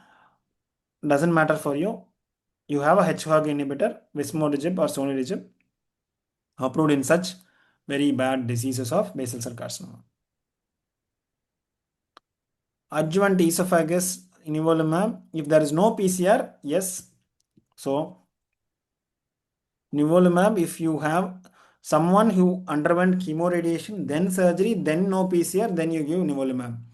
So not in a straight upfront surgical setting. First should be chemoradiation, then you did surgery. In spite of chemoradiation and surgery, you still do not find a pathological complete response. In that setting, just like your breast TDM1, here is a response adapted therapy of nivolumab. So nivolumab only after perioperative chemoradiation with R0 resection, and there is a residual disease, and based on a trial. So pancreatic cancer with SMA contact greater than 180 degree. What is this? So SMA contact is more important, whether you are going to call it as resectable, borderline resectable, or locally advanced. So this is all based on what degree of contact does the tumor have with the superior mesenteric artery or a celiac artery.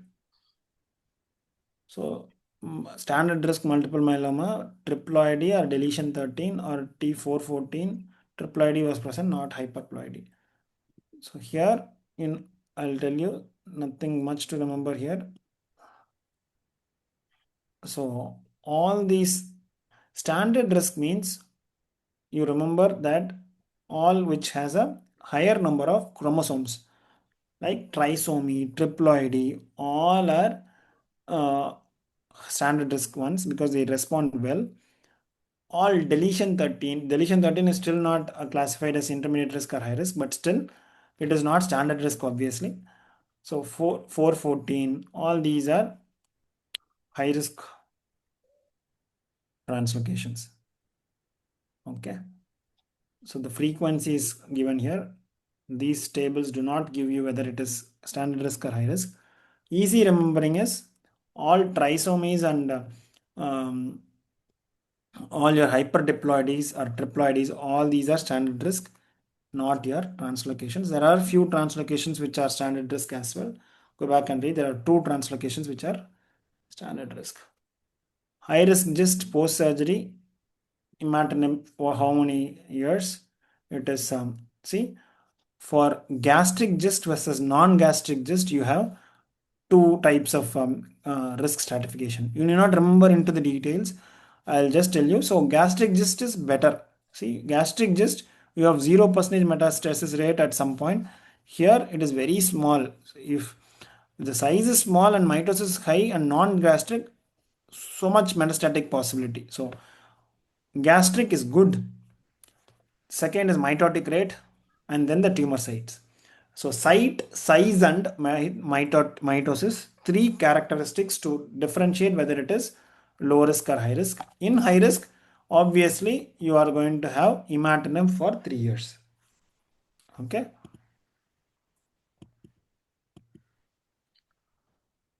So breast cancer staging, this is the most difficult question I suppose, because so much have changed in breast cancer staging. Very tough to remember, and we never expected breast cancer staging will come up because it is not based on only your triple negative grade and size. Now there are so many changes. See, T3N0, grade, HER2, ER, PR positives, and if it is a small tumor with the hormone positive, even oncotype DX is there. So in such a scenario, whether at all they will ask such questions was totally unexpected. So among all the tough questions which I saw, This was an unexpected tough question because it is impossible for us to understand and remember such stages also. So the answer here is, see, stage 2 or stage 3 variance was the question. Grade 3 triple negative, no nodes. So grade 3 triple negative 6 centimeters. So T3N0 grade 3 triple negative is negative negative negative. So it is stage 3A. Had I been answering, I would have answered stage 3C because we don't know what would be the worst case scenario. Febrile neutropenia, admit and give IV antibiotics, or whether if it is hypotension, if there are high risk features, you are supposed to do IV antibiotics, not oral antibiotics, and you are supposed to admit as well. So this MASCC, higher score, lower risk, lower score, higher risk. You need not remember the components here. Just remember very confusing one is higher the score means the risk is low. OCPs, risk of reduction in breast and ovarian cancer. Collaborative analysis has happened.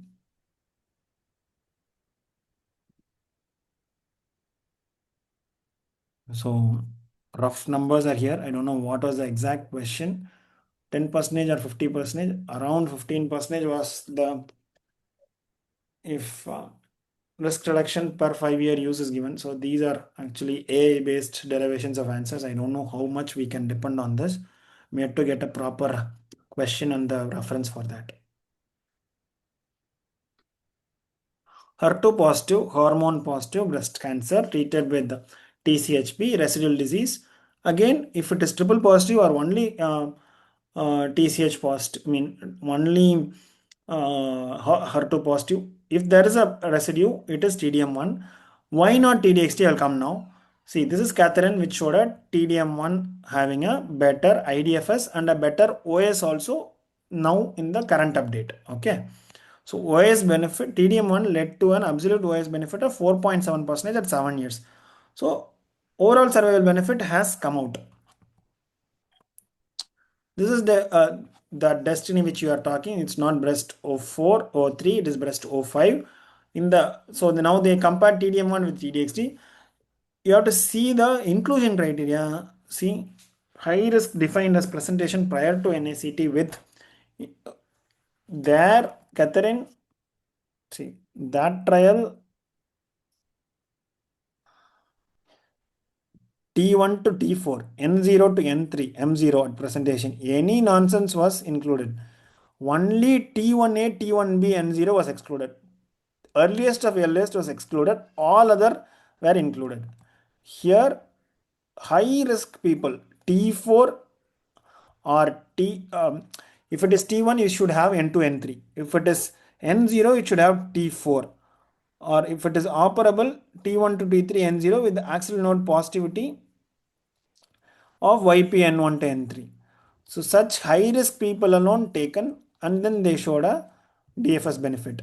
So far this is a very early trial. So they can show only disease-free survival benefit awaiting their overall survival benefit. Here overall survival benefit is shown because it is a long-standing trial. So what are the differences between these two trials? Both are in early settings of HER2 positive disease. Residual invasive disease is required. YPN0 or YPN positive is for Catherine trial. Here YPN positive or YPN0 only if tumor is more than 1 centimeter.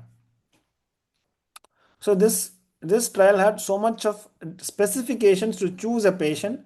So any residual disease was treated with TDM1. It is supposed to be more than 1 centimeter if node negative for you to choose TDXT. Okay. So these are key differences. So much of trial differences, I don't think you will have to remember. Straightforward answer, TDM1. Metastatic carcinoma with Lynch syndrome, first line management options include Nivo-EP. I just told you, you have this option of checkpoint inhibitors in this metastatic colon as well. Nivo-EP, pembrolizumab, cemiplimab, dostarlimab, refantilimab, roripalimab. There's so many which has got approved. Single frontal lobe metastasis, what is the option? I think surgery followed by SRS is better. So any large lesions, single frontal lobe metastasis, so large lesions, immediate removal of mass effect and edema. It helps in histological confirmation.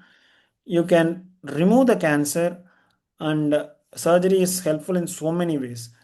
SRS can be done if it is multiple lesions in one session. So once lesion is given, surgery is the modality of treatment. Small cell lung cancer, poor prognosis. All these are poorer prognosis. Among this, what is more? Increased serum. See, all these are directly from Devita.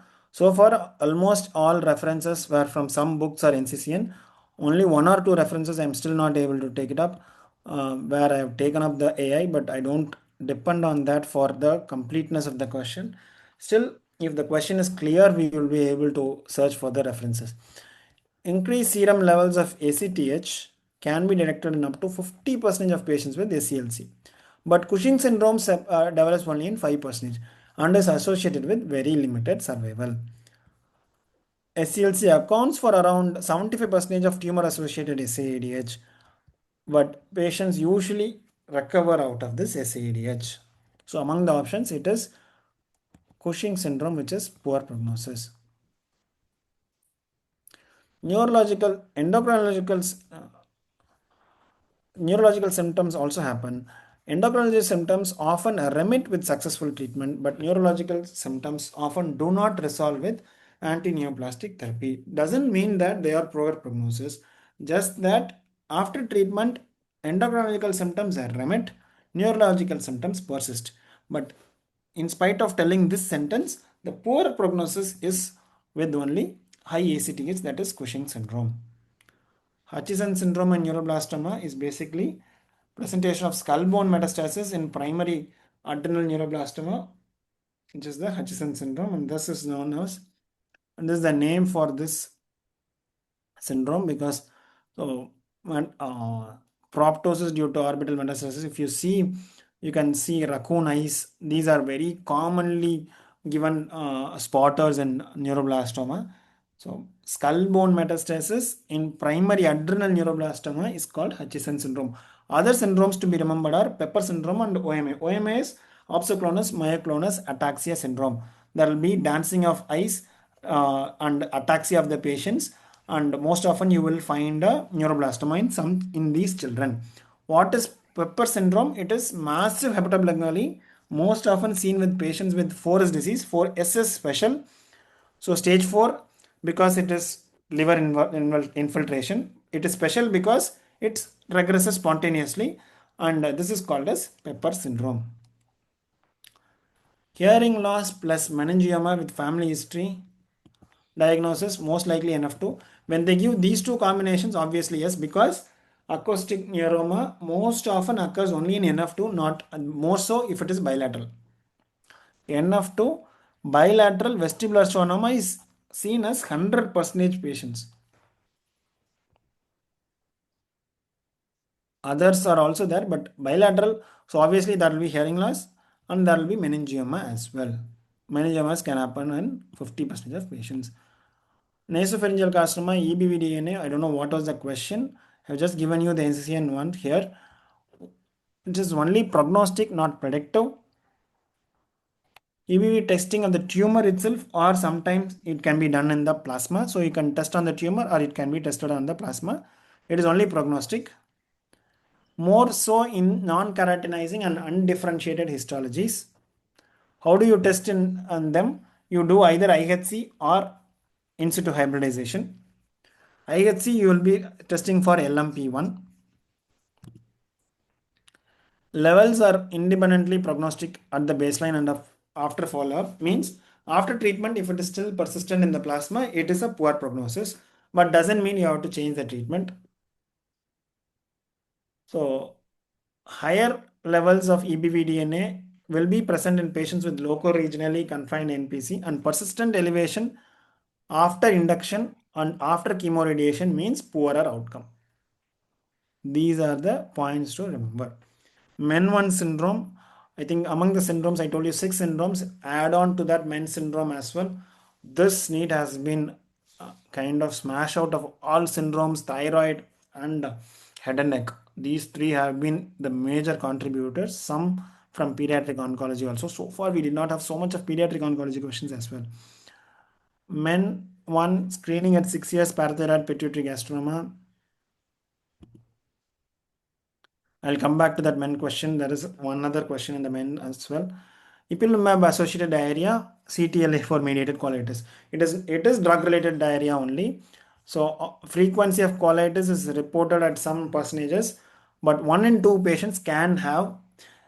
Among the immunotherapies, PD1 inhibitors, PDL1 inhibitors, CTLA4 inhibitors, you have 3. Among these 3, the most dreaded one to cause immune-related adverse event is CTLA4, that is ipilimumab and tremelimumab. And among the symptoms, GI toxicity happens more so with CTLA4 inhibitors. So these are common dictums. So nothing much to read and understand and remember in this. TSH suppression question after thyroid cancer. This is the level 0.1 to 0.5. This was one of the GT questions as well. So this much is required. If you suppress more, you will suffer complications. If you suppress less, you will have relapse. So this level of 0.1 to 0.5 is supposed to be maintained for a TSH with the proper dosages. Hodgkin's lymphoma, in any relapsed Hodgkin's lymphoma, at any point of time when they relapse, you are supposed to do salvage followed by transplant. Salvage can be immunotherapy based salvage or brentuximab based salvage, but transplant is must after the first relapse. Wilms tumor, nephrectomy alone after complete resection. What is the favorable histology? See, among all this, in Wilms tumor, if there is a question, it will be based on the risk. And among the risk, you have to remember only the low risk. Mesoblastic nephroma, cystic partially differentiated nephroblastoma, or complete necrotic blastoma. See, I think it is tough for us to understand, but if you go deeper, easy to remember. See, any CPDN or CN, congenital or cystic nephroblastoma or cystic partially differential nephroblastoma, CN or CPDN. These are nephroblastomas which are low risk. Non-Wilms tumor is mesoblastic nephroma. So you do not remember that at all. The star one is totally, you can forget that. What is completely nephrotic nephroblastoma means in Wilms tumor, the sequence of treatment be whatever is the stage, you will give 4 cycles of induction or neoadjuvant chemotherapy. Then you will do surgery. In surgery, what will be the induction? You will give vincristine, VVAC, and V. V is vincristine, VAC is vincristine, actinomycin D, and cyclophosphamide. So 5 cycles of all this, and after the 5th cycle, you will actually do a surgery. And in the surgery, if you are seeing the complete disappearance of the Wilms tumor, that is completely necrotic Wilms tumor, then it is a low risk because further treatment not needed. If any nonsense is there persisting, then you see whether it is intermediate risk or high risk, and then accordingly you will do subsequent adjuvant treatment. That is the funda of treatment of Wilms tumor. Nephroblastoma means Wilms tumor. So don't confuse between this nephroblastoma words. Nephroblastoma, otherwise called as Wilms tumor, if it is completely necrotic after the initial, it is low risk. Stage 3 NSCLC post chemoradiation, durvalumab is given for 12 months, obviously. So stage 3 patients, Pacific trial, you are supposed to see chemoradiation, and then you have now either osimertinib for EGFR mutants, or if not for EGFR ALK mutation, you are supposed to give durvalumab for 1 year. ABVD chemotherapy, what screening is not required is the question. So bleomycin, lung toxicity, doxorubicin, cardiotoxicity, vinblastine, again neurotoxicity examination, dacarbazine, very rarely it can cause secondary leukemia. So probably these three would have been asked. Very rarely that dacarbazine will cause secondary leukemia. I don't know which was the question, but remember each drug has its own specific toxicity which is supposed to be monitored.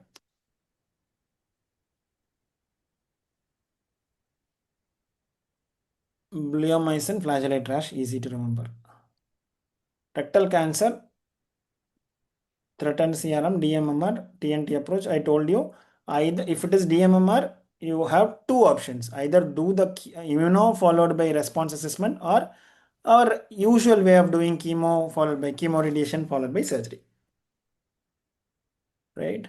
Multiple myeloma with hypercalcemia and renal failure, management was asked.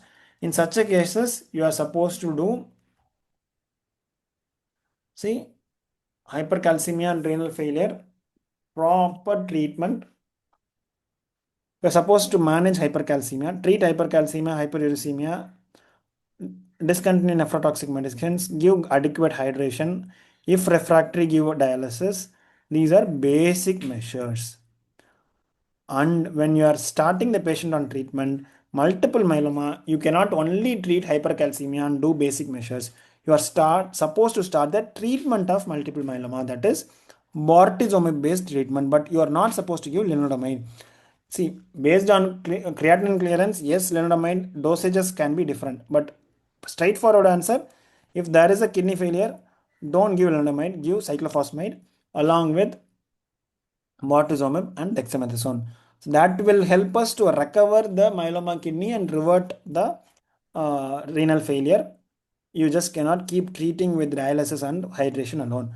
Basic measures are important, but treatment is also equally important. So you can give denosumab, zonulonic acid also.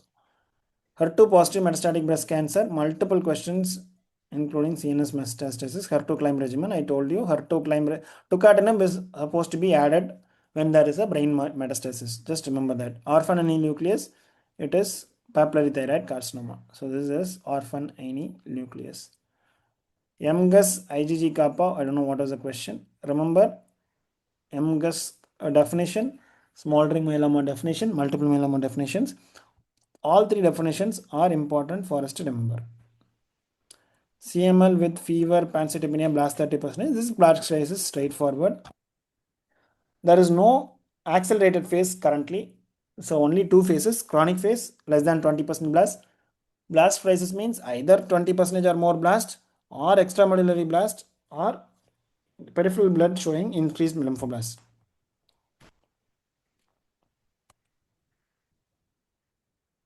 Follicular thyroid carcinoma, gene mutation. So papillary thyroid carcinoma, BRAF is the gene mutation. Follicular thyroid carcinoma, possibly RAS mutation. They are asking, I don't know what were the options, but RAS mutation, if it is present, that is the answer. Okay.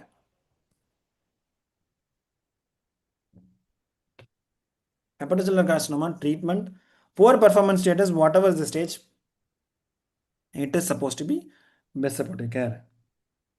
So PS 3 to 4, you cannot salvage them. It means already they have had their liver disease which is causing the poor performance status. No point in treating your cancer. Men 1 in kid checked for PTS malignancy. Now comes the men syndrome descriptions. I think this picture was shared. It is available online. So what are you supposed to remember from men syndrome? Medullary thyroid carcinoma 100% in men too. Pheochromocytoma is also there. So thyroid carcinoma, if it is in men too, it is medullary thyroid carcinoma.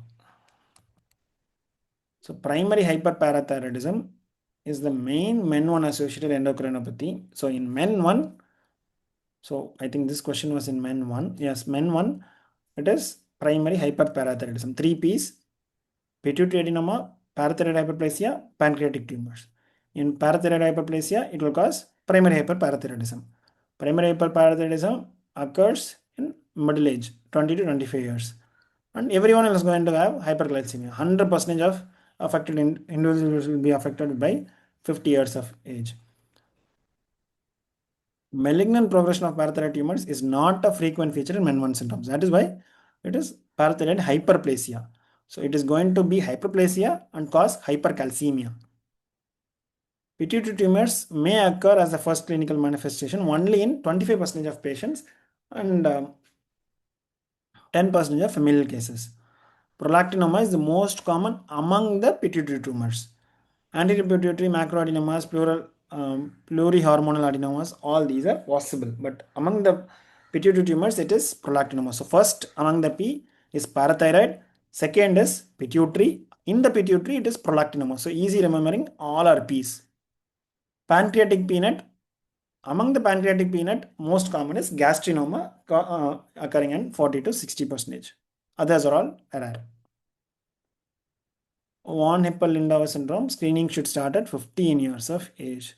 Such so specific question. Sorry, it is a very tough need, as I have been saying. So adrenals every 2 years starting at 15 years of age. Early, less than 20 years of age, what are all the cancers syndromes where you will do start screening? One is FAP syndrome, other one is VHL syndrome. Post thyroidectomy in papillary thyroid carcinoma and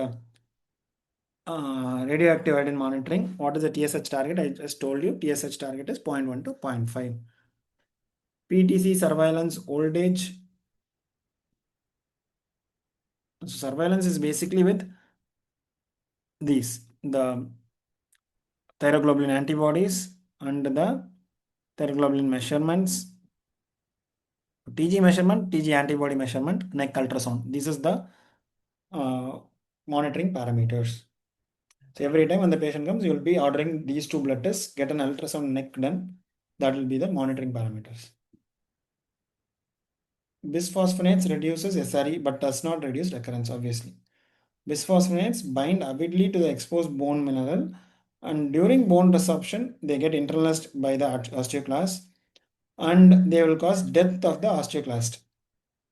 So, reduction of skeletal related event, which is otherwise called as SRE.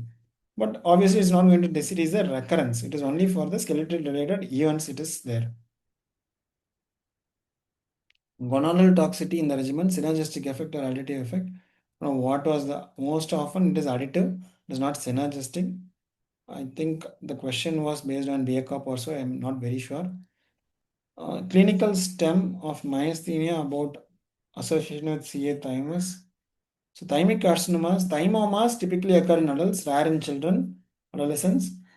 Etiology of thymoma, alcohol, smoking, ionizing radiations. So thymoma is usually unknown. Thymic carcinoma only, alcohol, smoking are there. Thymoma, no risk factor, unknown so far. Mortality is not related to thymoma. Thymoma only will have more of these autoimmune diseases like myasthenia gravis, hypogammaglobulinemia, and pure HLA-aplasia. Thymic carcinoma will not have all these. So it will be present in around 1/3 of patients, all the myasthenic symptoms. So it is all about resection, and after resection, if there is capsular invasion and anything after that, you are supposed to do radiation. And if it is so any thymoma, surgery is the first goal. Thymic carcinoma also, surgery is the first goal. After surgery, what are you going to do? You most often you do radiation only if there is a capsular invasion or R1 resection or R2 resection. Just remember this. Masaoka staging and WHO classification, if possible, but modified Masaoka staging is important.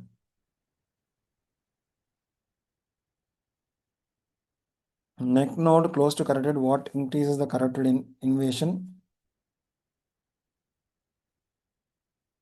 These are the things which were given there. Anything which is more than 180 degrees circumferential encasement of carotid, obliteration of fat plane, narrowed wall lumen, or extracapsular split of the node, large node, toxicity to the deeper planes, and post-radiation status are the risk factors.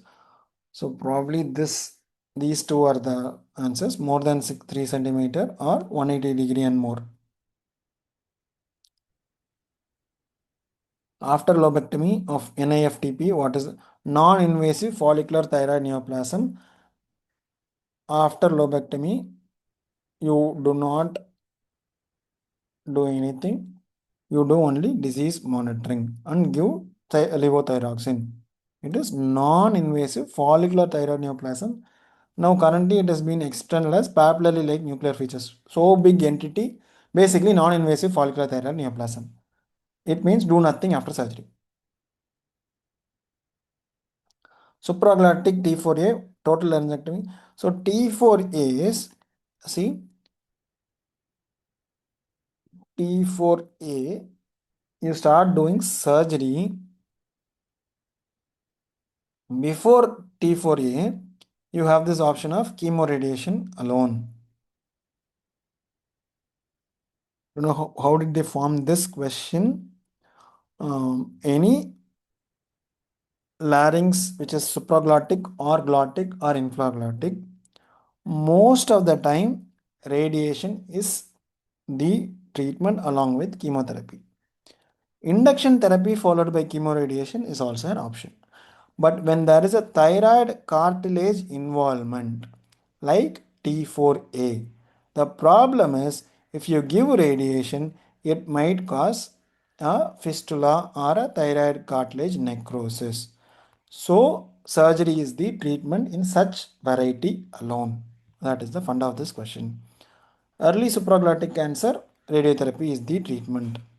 So, supraglottic early means radiotherapy, and this involvement of thyroid cartilage by the tumor means surgery. See, now there are newer changes. Do not worry about these new changes. Pole mutation in endometrial carcinoma, it is observation. In this, what is this? TSC of Sega means, I'm just not getting the full form of all this. I'll just search a second. Tuberous sclerosis, sorry. Yes, sir. That is the meningioma of tuberous sclerosis.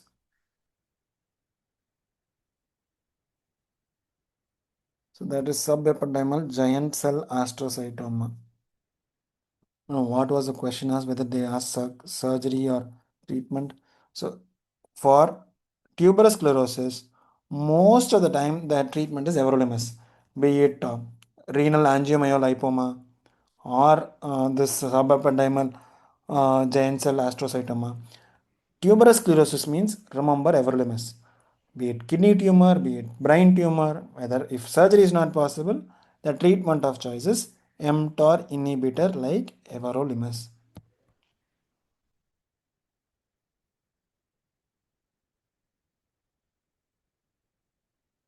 RET 918. So RET is MEN 2A 2B. So MEN 2 is a RET mutation. Papillary renal cell carcinoma is MET mutation. Here I told you medullary thyroid carcinoma is 100%. In men 1, papillary parathyroid hyperplasia is the most common, almost 100%. In men 2, medullary thyroid, pheochromocytoma, these two are the most common. Primary hyperparathyroidism is rarer, more so in men 2A. Men 2B, again medullary thyroid carcinoma, pheochromocytoma in 50%. Some differences between both. RET 918 mutation is more common in men 2B. Diagnosis by trying to do the RET mutation testing. Serum calcitonin and CEA for medullary thyroid carcinoma, urine metanephrine for pheochromocytoma, and calcium PTH for men 2A. And then you do the imagings and do the treatment. So men 2B, you are supposed to do thyroidectomy within first year of life. So men 1 we saw, those manifest starting at 20 to 25 years of age, the parathyroid story. Here this is medullary thyroid carcinoma. Men 1 is mainly hyperplasia. Here carcinoma will happen so early, so you are supposed to remove the thyroid as soon as the baby is born. Within the first year of life, understand they are meant to be and remove the thyroid. And among all the things, thyroid is the most common and 100% it is going to occur. So other things might or might not happen. Pheochromocytoma happens only in 50%. So you can still monitor, but thyroid, for sure it is going to happen as medullary thyroid carcinoma. So you are going to remove the thyroids as early as 1 year of life. Constipation, I think it is fentanyl patch. Hodgkin survivor, breast cancer risk, I don't know what was the question there. Male choriocarcinoma, yes, beta HCG. I don't know what, there was a question on medulloblastoma. Ribocyclib is safe in IBD or not. Doublet DLBCLs, DR, epoch is the treatment. I don't know what, there was a question on hemangiopericytoma. 5FU cardiotoxicity, ECG echo, I don't know what was question. Post-transplant squamous cell carcinoma switching to sirolimus. What the question was. Osteosarcoma, NACT surgery, adjuvant. This is the sequence. Breast biopsy subtypes, carcinoid tumors.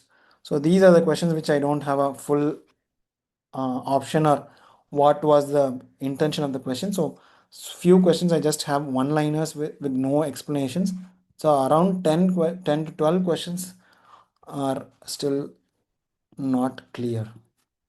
Other than that, we tried covering almost all a real tough examination. So let's wait for the results. Thank you.